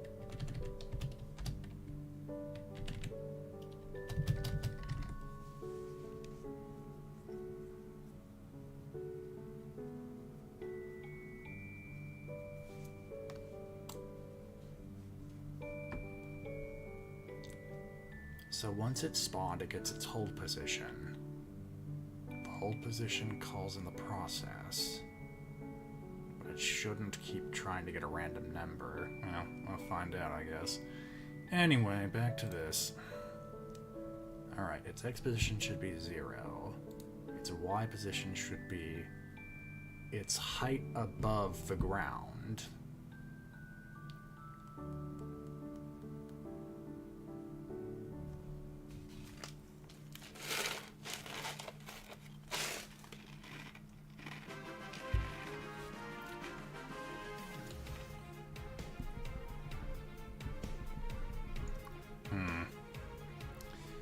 Ideally, I'd have a function that gets the height of the texture, but because I'm using the default, it doesn't quite work like that. So I may just have to make a magic number here. Let's make it... what is the Y position of the floor?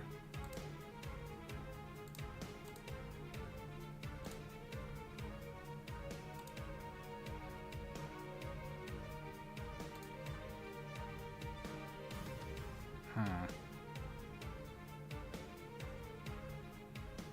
that's not helpful at all. 528.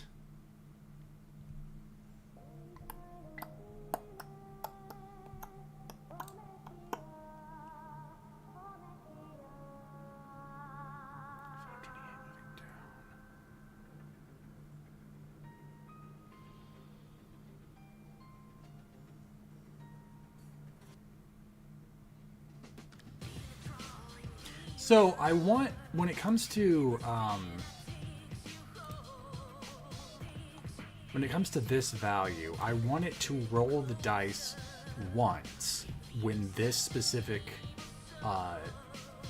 instance of the node is created, and then stop. Because I want it to know how far across the screen it's supposed to go before it stops, but I don't want it to try and roll that again.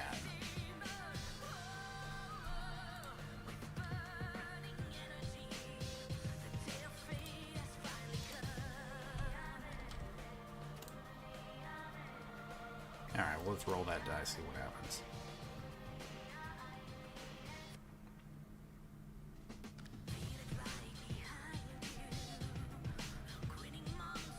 Okay, well, that happened. Oh, because I said 200, when in reality it should be down here. Okay. It looked like it was working. I just gave it the wrong number. Alright, that was 200. I know the width of the box. Ugh. I always forget it, though. 600. Make it 500. This shouldn't be a magic number. Don't do what I'm doing here. I'm doing it strictly to just make sure the function works. Oh, did we finally get to Day of Fate? I did put that in the... I saw that we had the low-fly one, and I put it on the playlist. Okay. So this is something.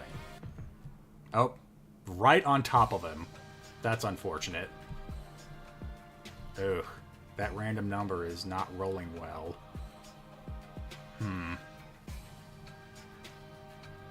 I wonder if I should just move this a bit more to the right. It would make the auto runner a bit harder, but it would give teammates more room to spawn.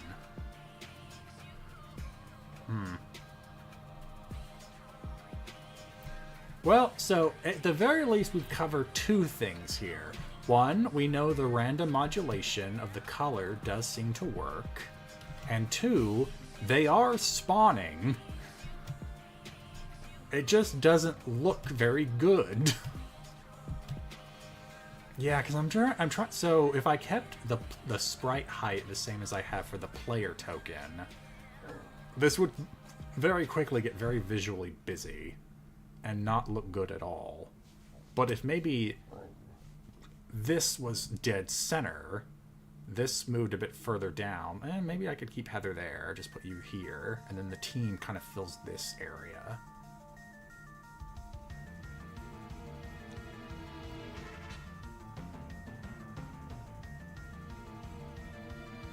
You could have it so that if the spawn point is behind the player, then delete the coin. Yeah, actually, I think you're right about having gravity affect the followers, though. Just having them fall to the floor would be easier than this.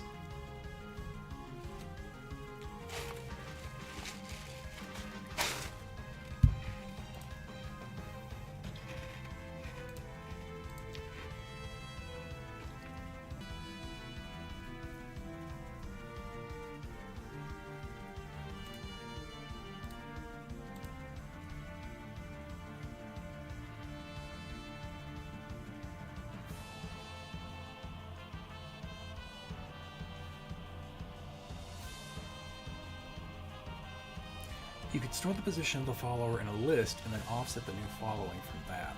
That might be a good way to go about it.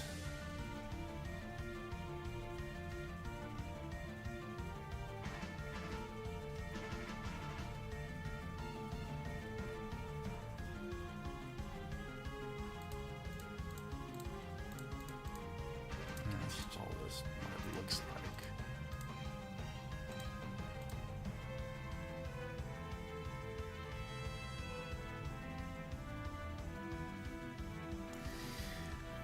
Actually, now that I think about it, it should already be affected by gravity.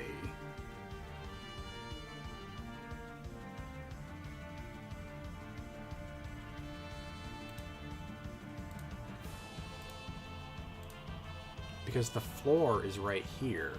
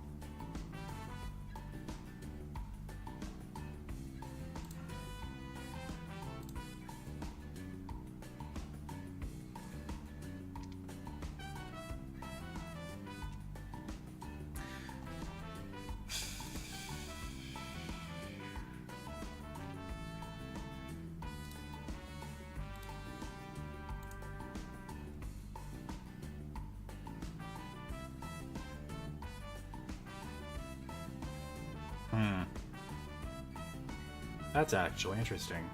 So there's a space here between my character and the floor,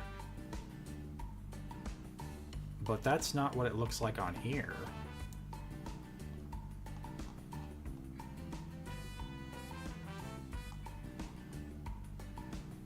So why are we floating, but that's not?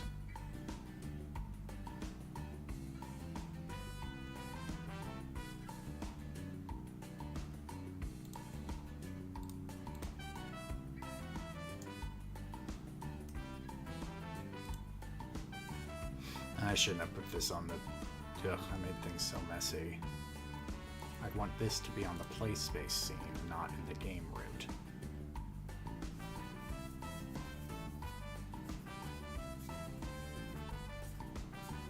I mean, I could make the followers rigid bodies. That's not too difficult.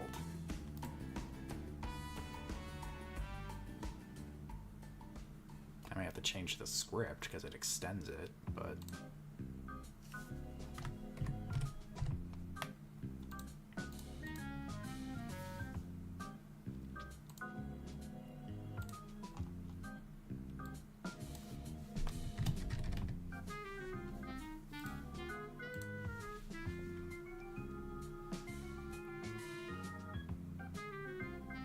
Oh, the circle collision. Right.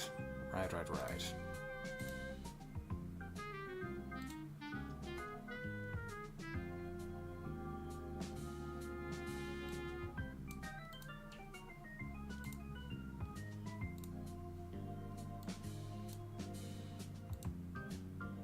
Meh.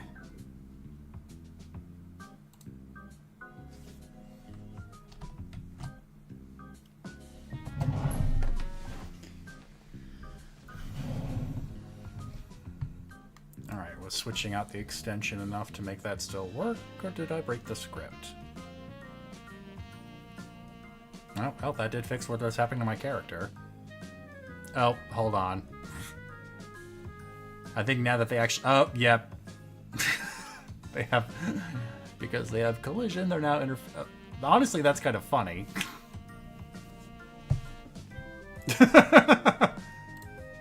Not what I wanted, but funny. Alright, so, clearly we need to alter what's going on with their forces. Let's see here. I don't want them to collide with each other. That's something I can easily fix.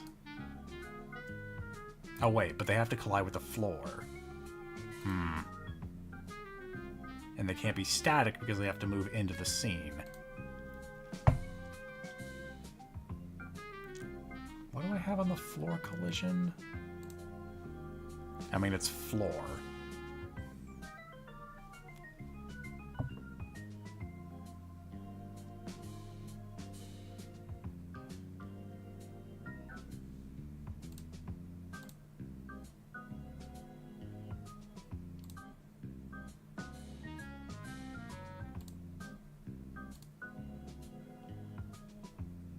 How do I define my collision?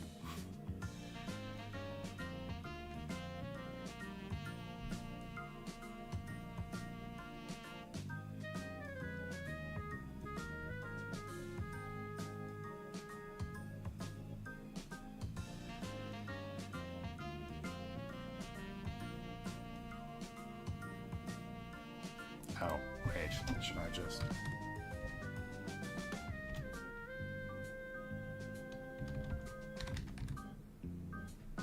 Oh, default gravity. That's good to know if I want things to fall in another direction. No, that's none of that. Or was it? Huh.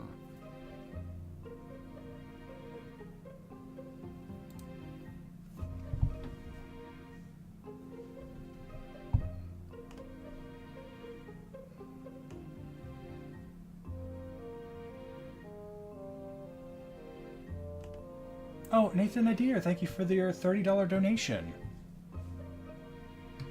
I hope your brother is doing well. My sister was fortunate enough to caught it without seeming to have undergone any of the more negative effects.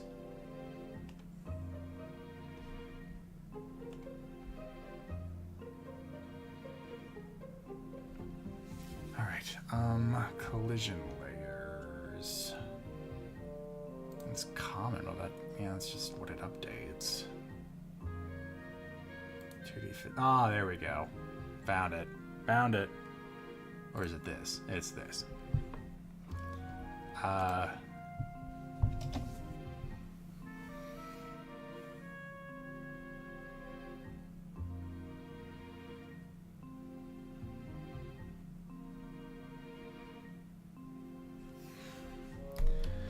Well, I guess starting from the bottom, you'd have floor, then you'd have...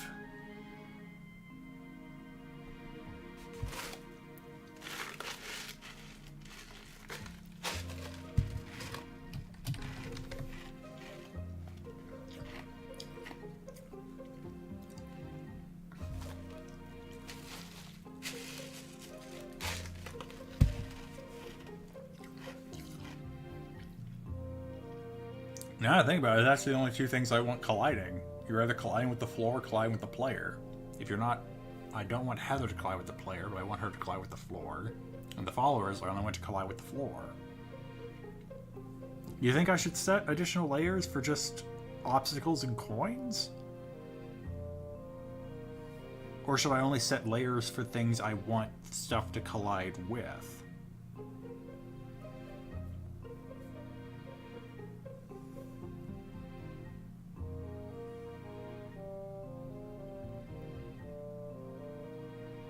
Ah, okay, I see what you mean.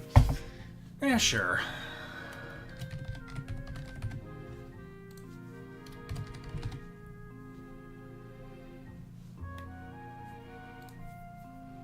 Alright, let's leave it at that. And with that in mind, go back to followers, and I want them to collide with floor.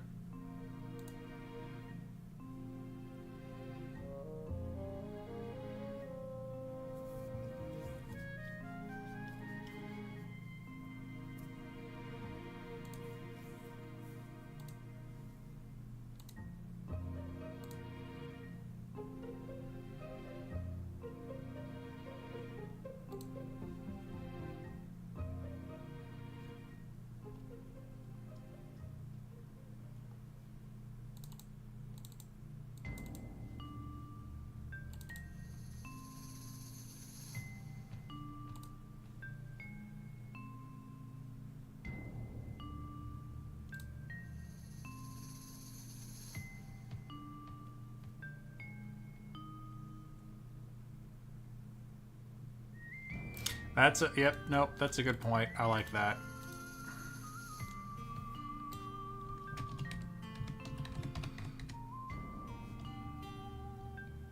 But I can't spell collectibles without just going from memory.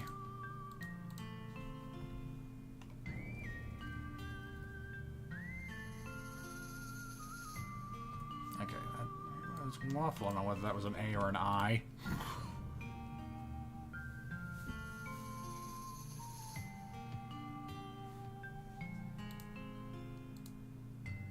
Oh, that is helpful.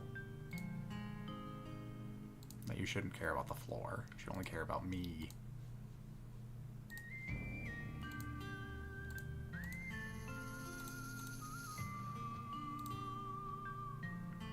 I made these area 2Ds, by the way, because that seemed like it was a cleaner way of getting them to just...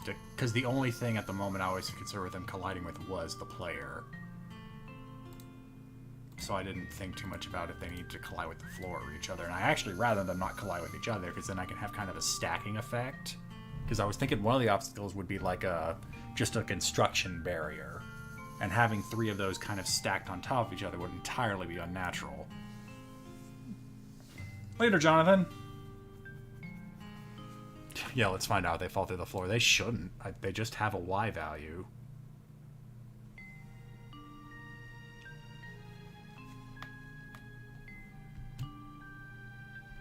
Oh, but now the coins aren't... Okay, now they're not hitting the player. Oh, but the follower falls right through.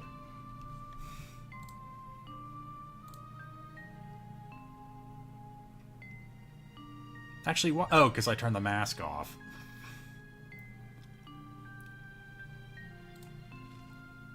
Now, I guess now I think about it, I would want them to collide with the floor. Just they only need the mask only needs to hit me. And that's the light mask, because this is visibility, you dummy.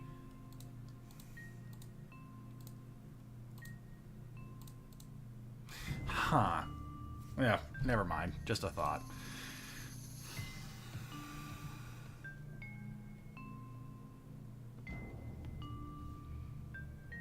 The floor has the right collision shape, right? It's a world boundary.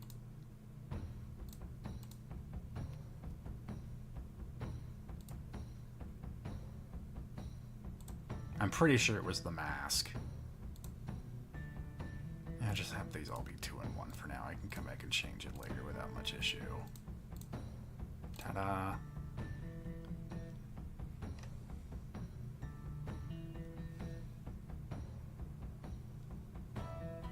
Alright, okay, that's working again. Collecting coins. Followers are scooting.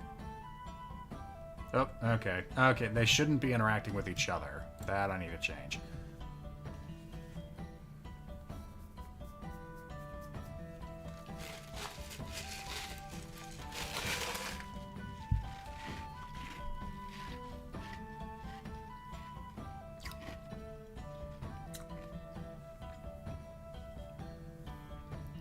The obstacles I have colliding with the floor too for the moment because I may have them actually interact with the floor.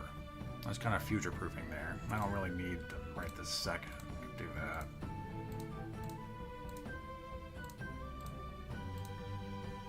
Uh-huh.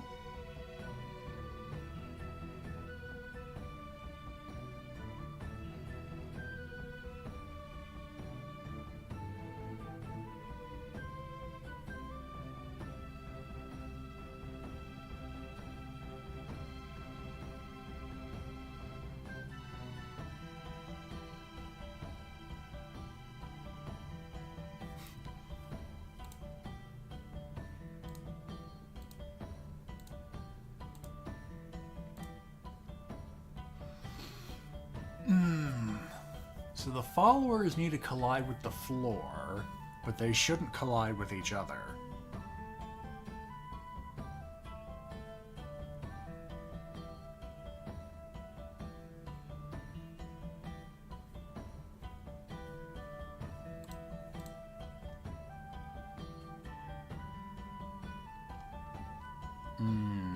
Friction.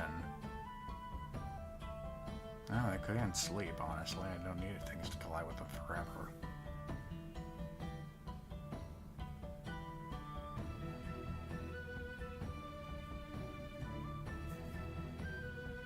Well, let's see the difference. Layer floor is on, mask floor is off. Does it fall through the floor?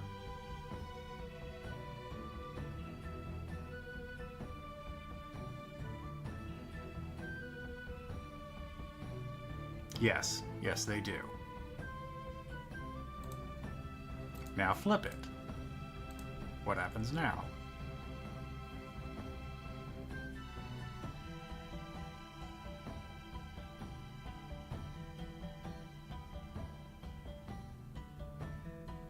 Hits the floor and scooches. I think I need to do something with friction. Yeah, because once they hit the floor, they begin to slide on it. But we've accomplished the task of them not colliding with each other. So I would want them to be on the floor's mask, or mask with the floor, but not be on the floor's layer.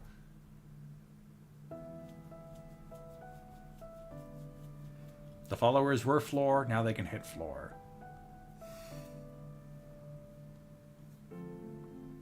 Okay, so now let me just make a quick notation here.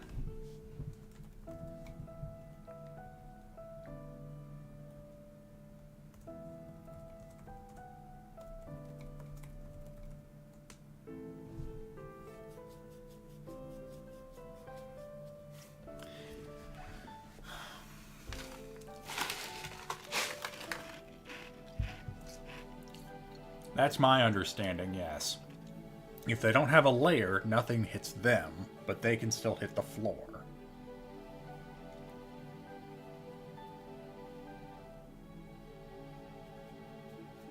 And at the moment, I don't really want anything to hit them, so that's fine. But now I know I can go back and either add a layer or put them on a layer, and something will hit them. Like my fist hits the screen! Anyway. So we have our followers spawning, and we have them color modulated, so we've checked off 2 more objectives, but we still want them to not kind of roughly slide on the floor. I would rather they be frictionless.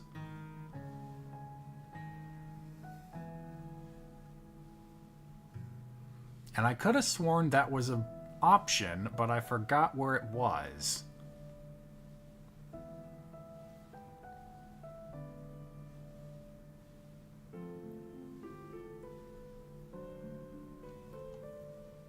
Maybe I'm thinking of Lua, because I remember I could have it be set like the mass of an object. I mean, I can right here, but if I set it to that doesn't do anything.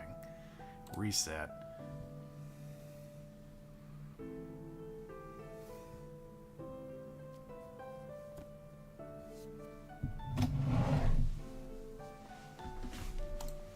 Lock rotation. Well, I don't want them rotating, but that won't be a problem.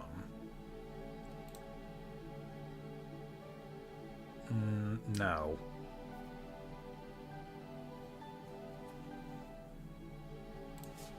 Well, what if I just put friction up here? Does that...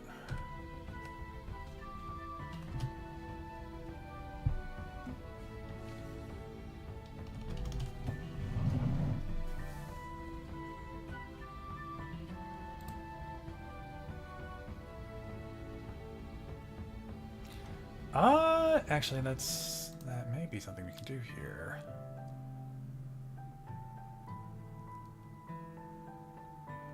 Well, that's the shape of the collision. And honestly, the more I think about it, the more I think that this should just be by itself. Whatever. One-way collision, no, that's for pass-through on a vertical. Doesn't look like I can set...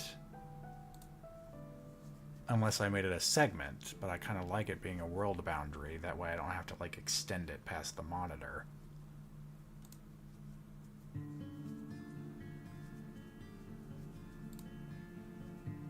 And this is just the...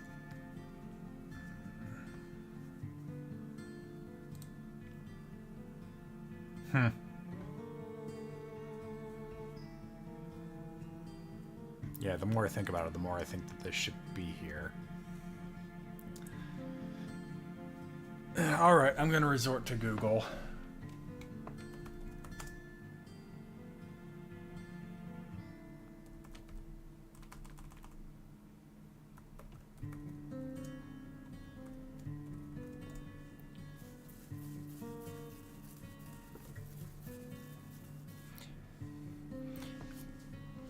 Do you think it looks more organic? So ideally what I would want is when for anything runs into the scene from the left side, it slows down. Like, for example, Heather peels off once it gets its coordinate, stops dead. I would rather her, like, essentially a tween, where she slows down as she gets to that point. The followers, I mean, granted, they're currently spawning right on this edge, but it's like they spawn and then scoot into position, which I don't think looks good.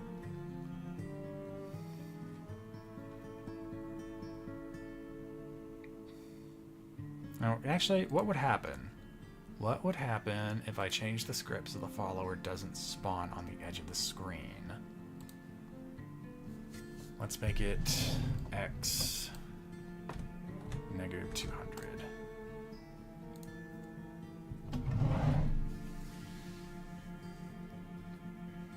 Well, the animation is going to be just a running animation. Unless I add an additional animation. Okay, hold on. We might have already solved the problem anyway.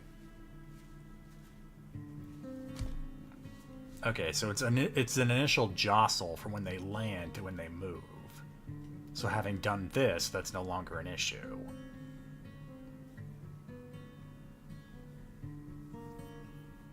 Yeah, okay. Now they're just... Okay, now they're running from off screen. So there we go. Alright.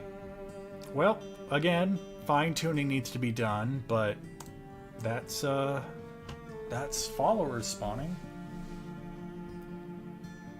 Alright. So this is more of a fine-tuning thing, but one thing I wanted to see if I could do was if I could have the obstacle, instead of the obstacles either the game stopping dead or the obstacle just passing through the player. I'd rather they bounce off the player on contact, which I'm hoping can be relatively as simple as just changing some of this code. Yeah, essentially the on-bodied enter, after it emits the hit signal, which is something I might need to change anyway, I also just have it fall off.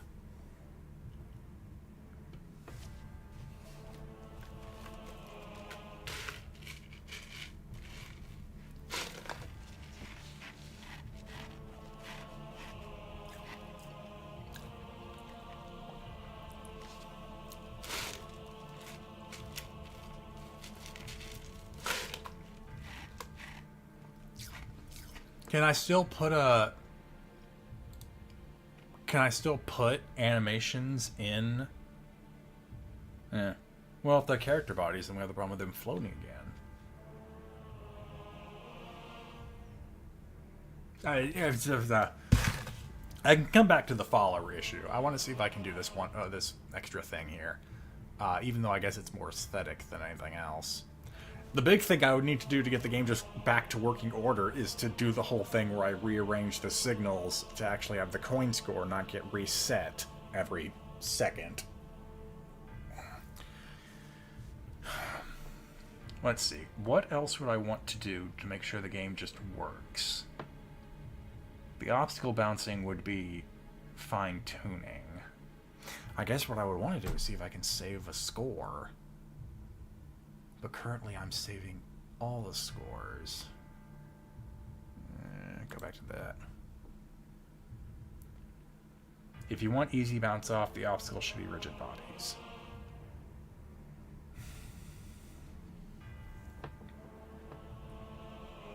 Well, I guess now that I've gotten a better handle of layers and mass, that should be relatively simple then.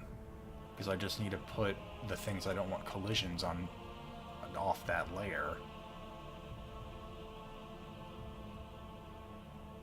Well, layer and mass, since it would be them hitting and being hit. Okay, let me make a note of that.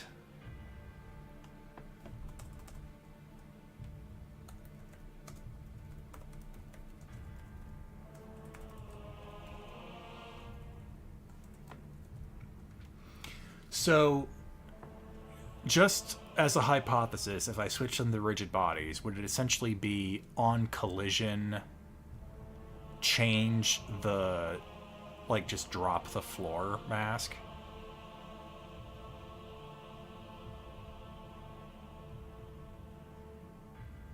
How do you change mask in code? I haven't done something like that yet.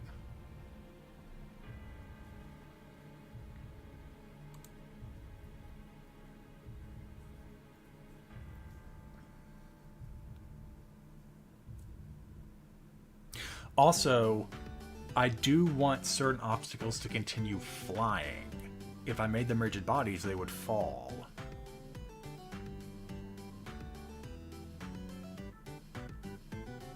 Or disable the rigid body. Yeah, I guess that would do it too.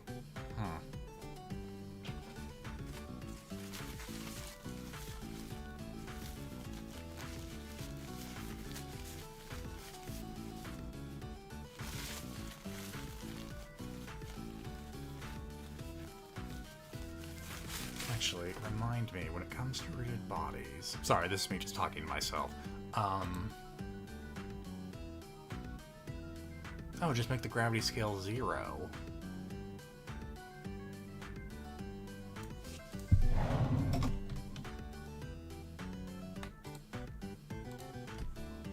That would do it, wouldn't it? Yeah, then it's floating. There you go. Alright, well, glad that there's a solution there.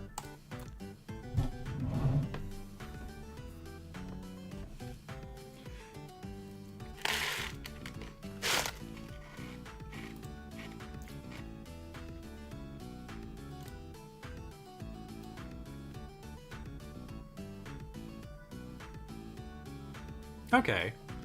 So, if I had a flying object as a rigid body, I could set its gravity scale to 0 when it first shows up, then turn it to 1 if it hits, essentially evoking a bird falling out of the sky.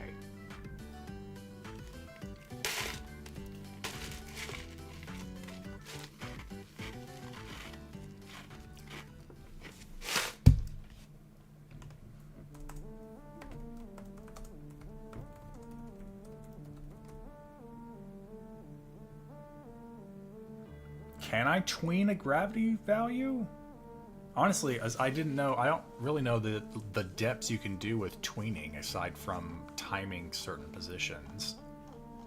I should not be doing this in this page. It's not helpful. Go away.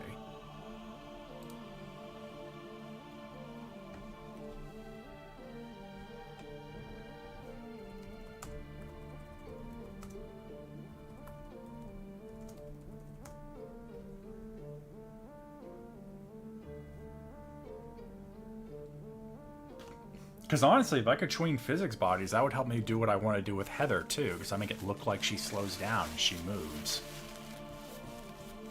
It's opened a whole new world, this tweening stuff. And I used to just do it to shrink a goalpost. See, you learn something new every day. Never stop learning. I'm typing all this stuff down on another computer. I've got plans. Okay, so, gosh, it's almost 9 o'clock. Let me see.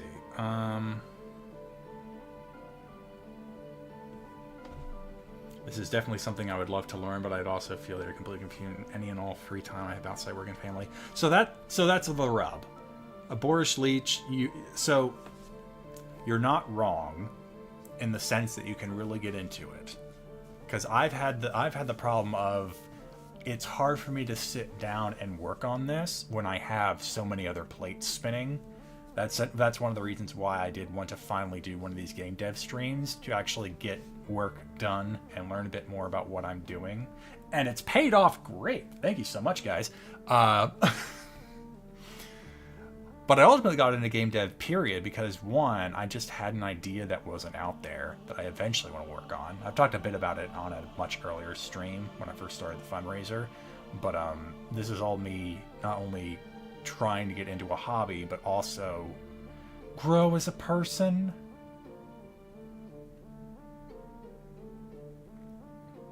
They do not behave well when you manually change their position. I do need to do more research on applying forces, because I actually did that a bit with the Pong game, but that was in a completely different programming language, so I need to read up more about how to do it in Godot. Because yeah, I should definitely be pushing a lot of these objects instead of just telling them where they are.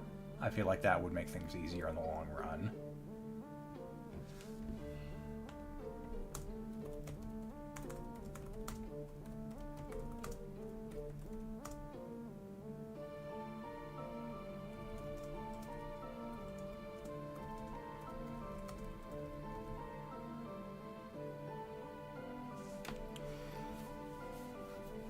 But ultimately, it's just something I wanted to get into because, and I talked more about this when I first talked about why I was doing the game dev stuff, but there's a video I saw out there about a person was talking like, well, with all this AI stuff, it's like,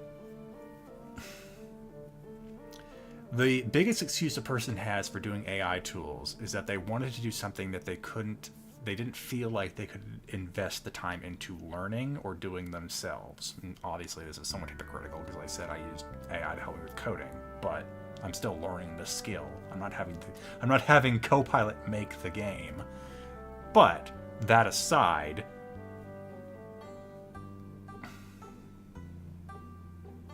oh, sorry, I was reading chat there.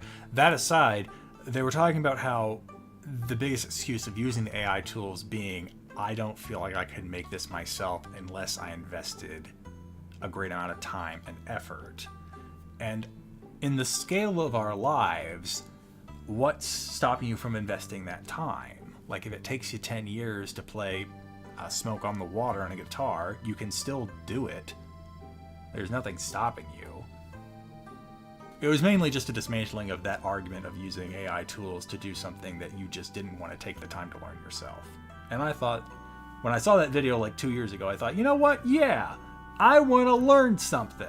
I want to learn computer science so I can do game development on my own. Because I've got ideas. I've got ideas, man. And so here we are, struggling with Godot. Because I've only just started the game journey.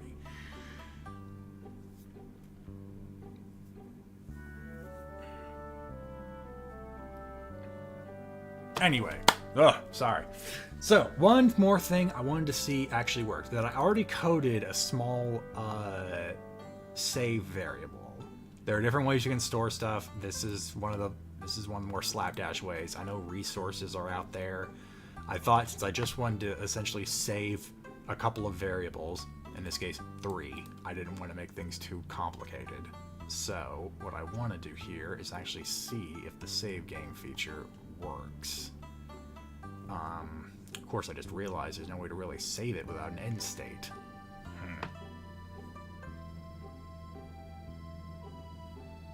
Yeah, GD Develop looks like something that's very visually friendly. Like, GD Develop does what Scratch could also do, but Scratch definitely feels like a more... I don't want to feel like I'm talking down to any programming language. Scratch was the first thing I did, but Scratch was like, you use puzzle pieces to program the game. You have preset pieces that you can kind of customize to the extent that you can insert variables, but you're ultimately just socketing pieces of code together, and eventually you get a functional product.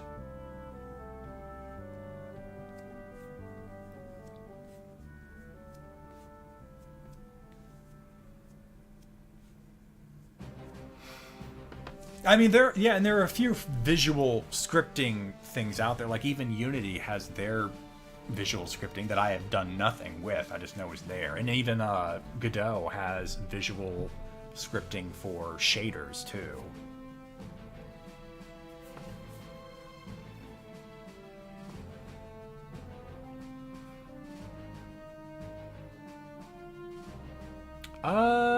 I'd rather it be on an input for the moment.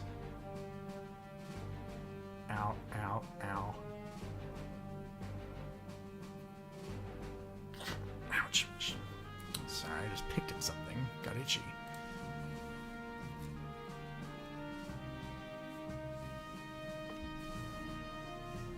Yeah, Scratch is to learn basic programming. It's not... I've seen videos of like, I made this in Scratch. And I went, good for you. GD Develop is something that's more game dev oriented, but through visuals, not code.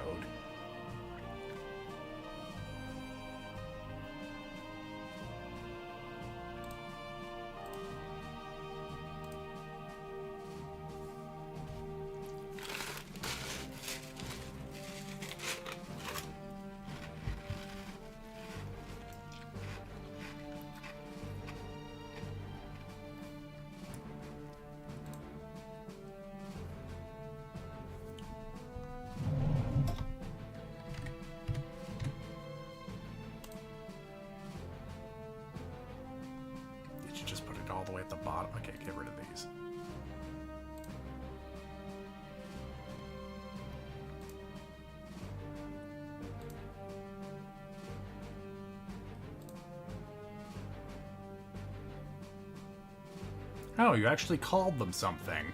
Let's make it mouse wheel down.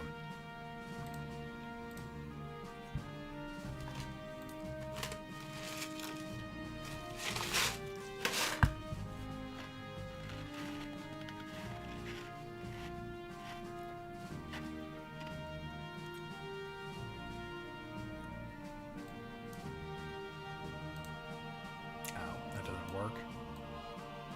Okay, good to know. I could have sworn there was a way to just slot this in. Close.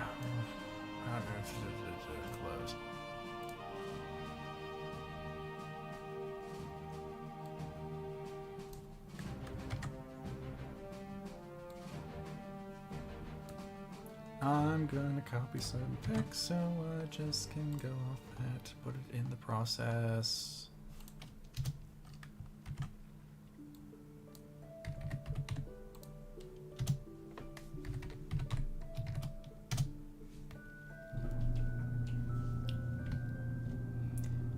While we're at it,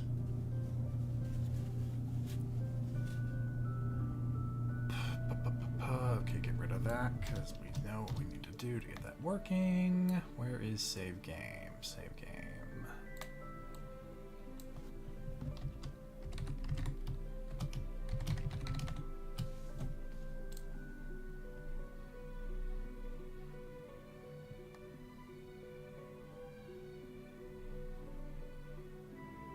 what did I just do wrong there? Oh, because I put it in without it being a string.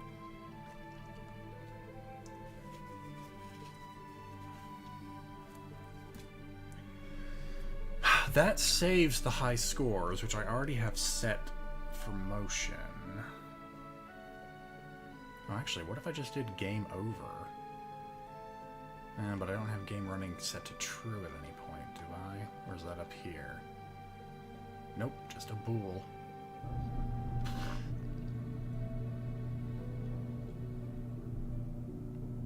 Oh, hold on. That could be a fun way to completely break this. Put game over at the end when it's pressed.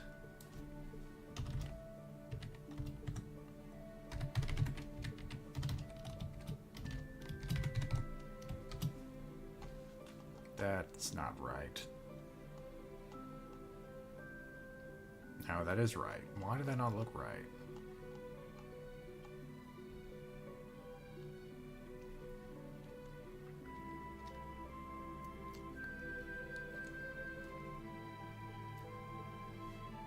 Okay, hold on. I'm copying that into Notebook.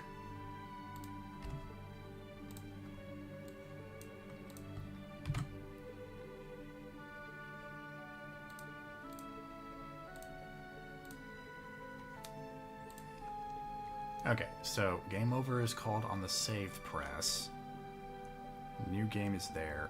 I feel like I'm forgetting something. Clearly I can't start a new game unless another action is pressed. Oh no, that's right. I need game running set to true in new game.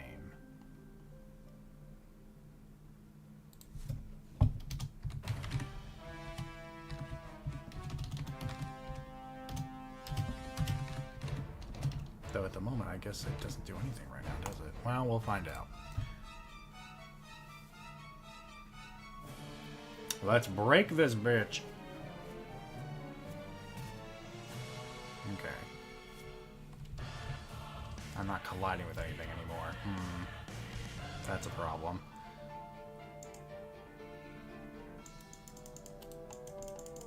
Okay.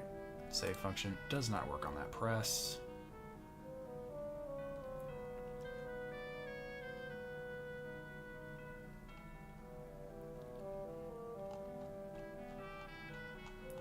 Let me actually just make sure that that button is being pressed.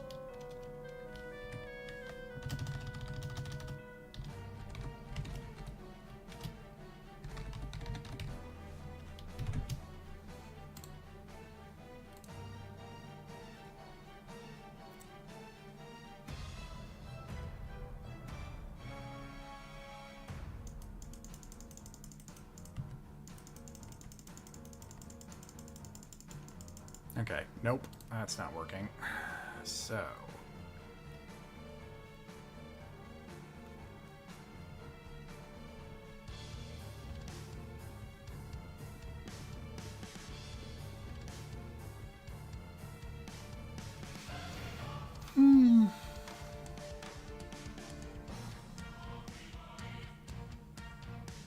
Oh gosh, what was I just about to do?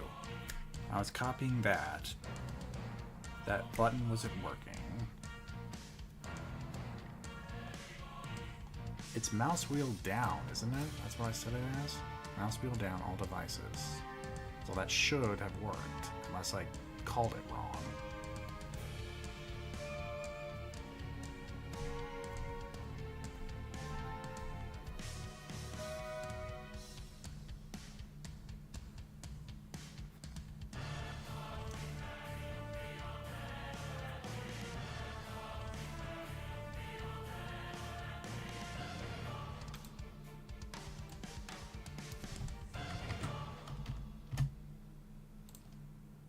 No.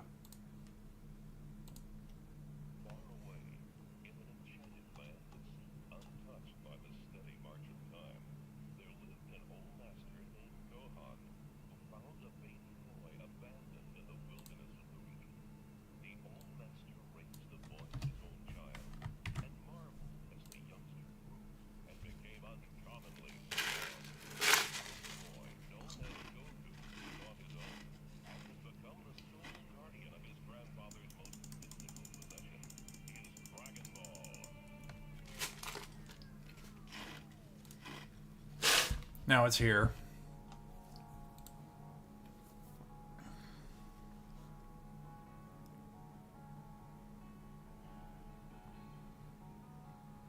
Oh gosh, what was I?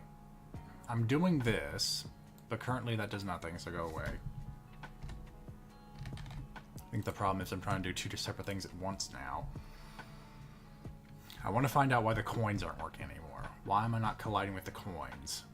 Because I don't think I changed anything on that front.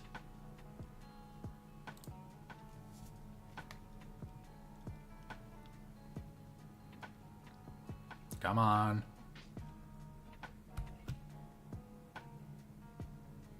Okay, I wonder if it's because the mask changed.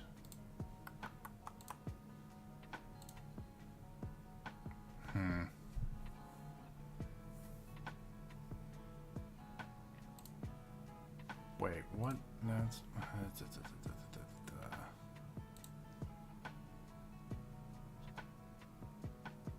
Ah.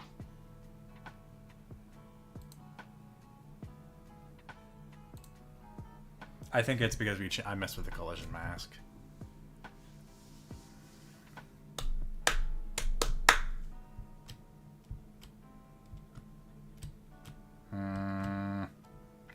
I know that's the problem. Because I got that confused again. Just turn it all on. Flip every switch.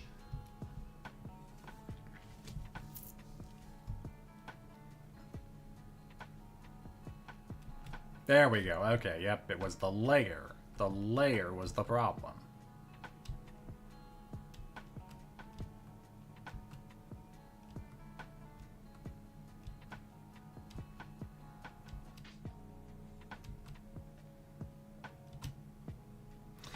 I still need to work on the object spawning, because either they're moving too slowly to the point where a jump doesn't actually clear them, or they're spawning too frequently where you have a string of them too long to jump over.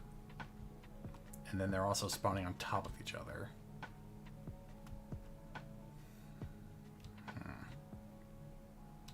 Yeah, like that, right there. That's an automatic fail.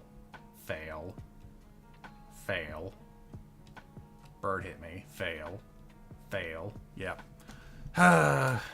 Just one of those fine-tuning things. So, I guess I could use a timer. But I need them to spawn more frequently when the difficulty goes up. So it needs to scale. Can I adjust when the timer, like how frequently the timer goes off during play?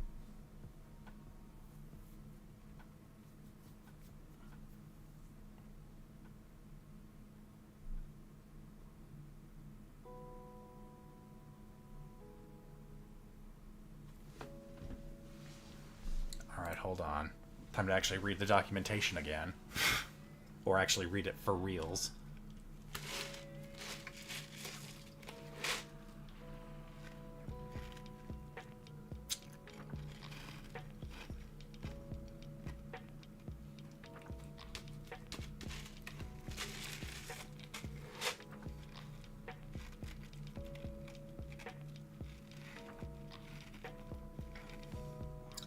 Yep, set wait time.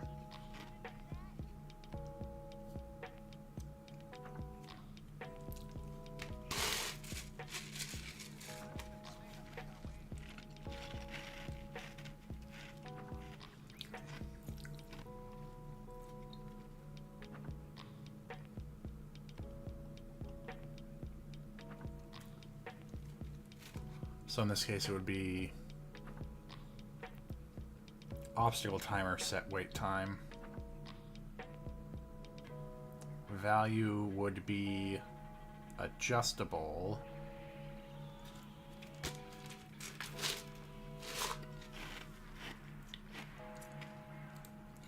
So, well, first off, it's a mess because there's several things that just don't work right now. But what I currently have is something that allows objects to stack on top of each other, which I do want to keep. The problem is it just seems to be spawning them too frequently. So I feel like if oh man, I mean, if the timer pops, then I can still have this, and this does the same thing. So I guess, yeah, the time we're just replacing this.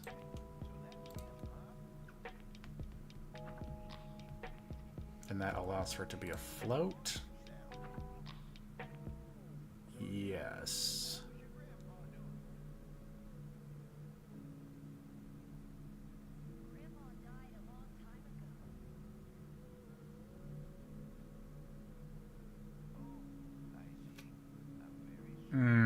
An unstable frame rate may cause the timer to end inconsistently.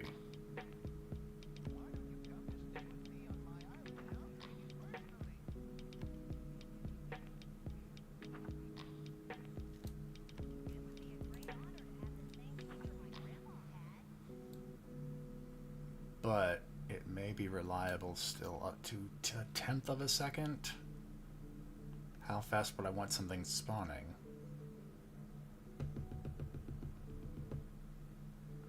Ultimately, I do want it to like peak. It's not going to just try and be infinitely fast, because then everything else fucks up. Honestly, a half second may be enough. Maybe 0.1.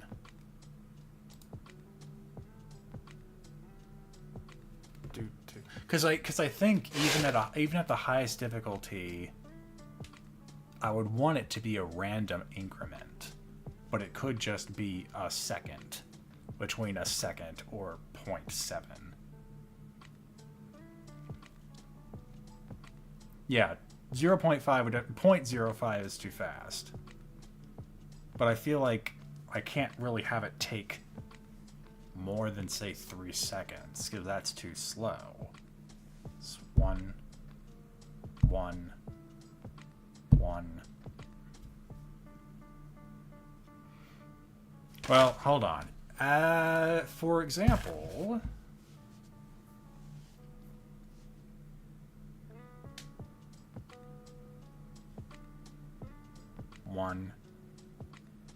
One, 2, 3, 4. 1, 2, 3, 4. 1, 2, 3, 4. 1. That's one every like 3 seconds. Oh, I could time it because I have a follower spawning every 5. So at this speed, it takes about 3 seconds for an object to spawn, move across the screen, and then end.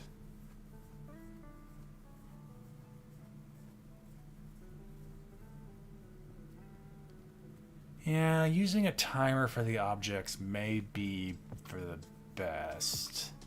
Or, I mean, at least it's worth a test. It may make the code I have spawning a bit cleaner.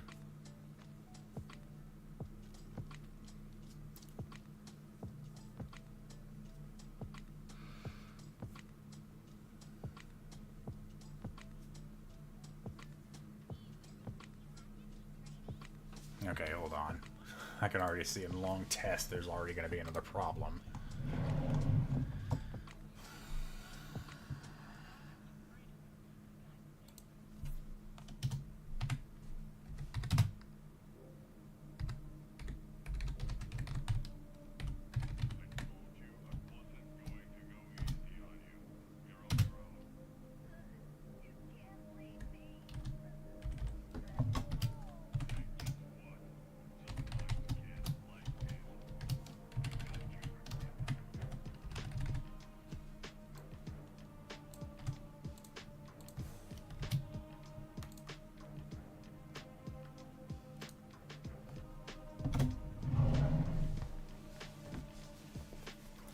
Yes, I'd call it living.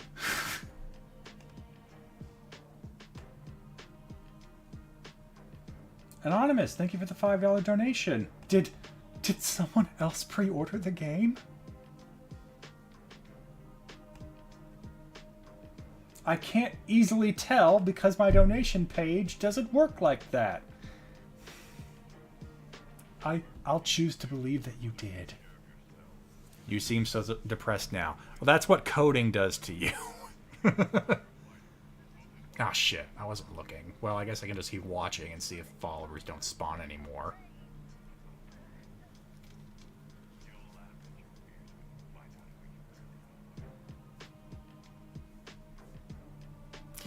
I mean, we're still posting in other places. It's just gaming isn't our focus. I'm here because, well, I'm trying to do good for a good cause. Okay, you definitely should have spawned 10 by now. So I don't think the size of the array worked.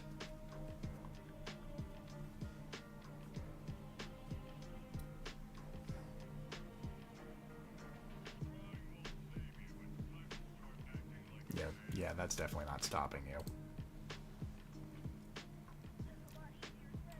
What if I just did greater or equal to 10?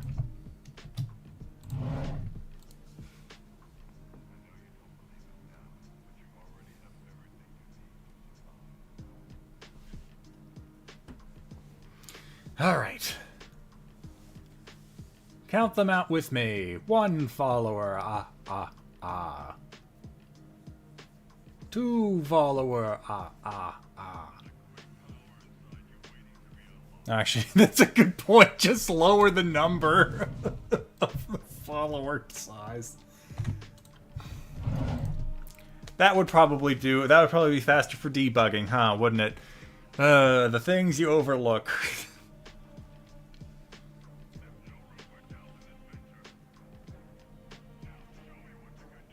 One follower. 2 follower. Now it should stop. You count them 1 Mokina, 2 Mokina, then you stop because there's only 2. And that third one shouldn't exist. Alright, so that's not working at all. Is that... Did I call the array the right name? It's followers, isn't it? Yeah, followers. So the size of the array... Oh, okay. Yep, I see the problem.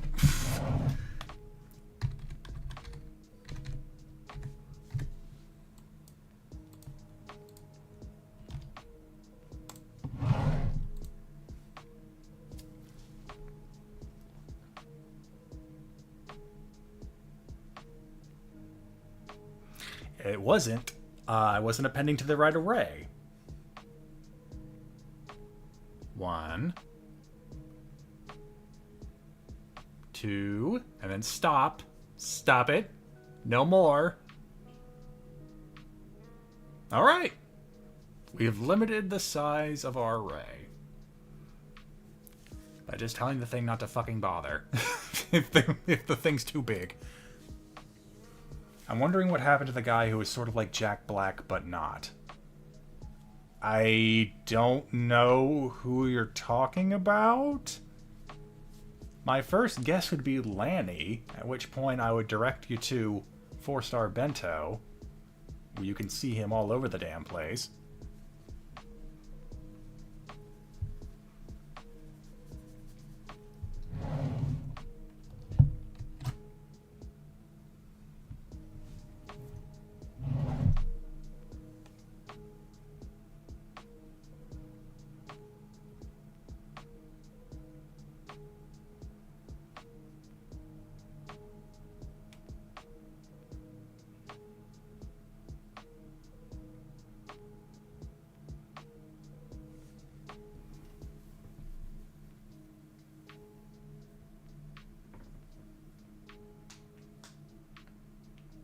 Oh, alright. Well, we've gotten 3 of my 5 objectives on the list done.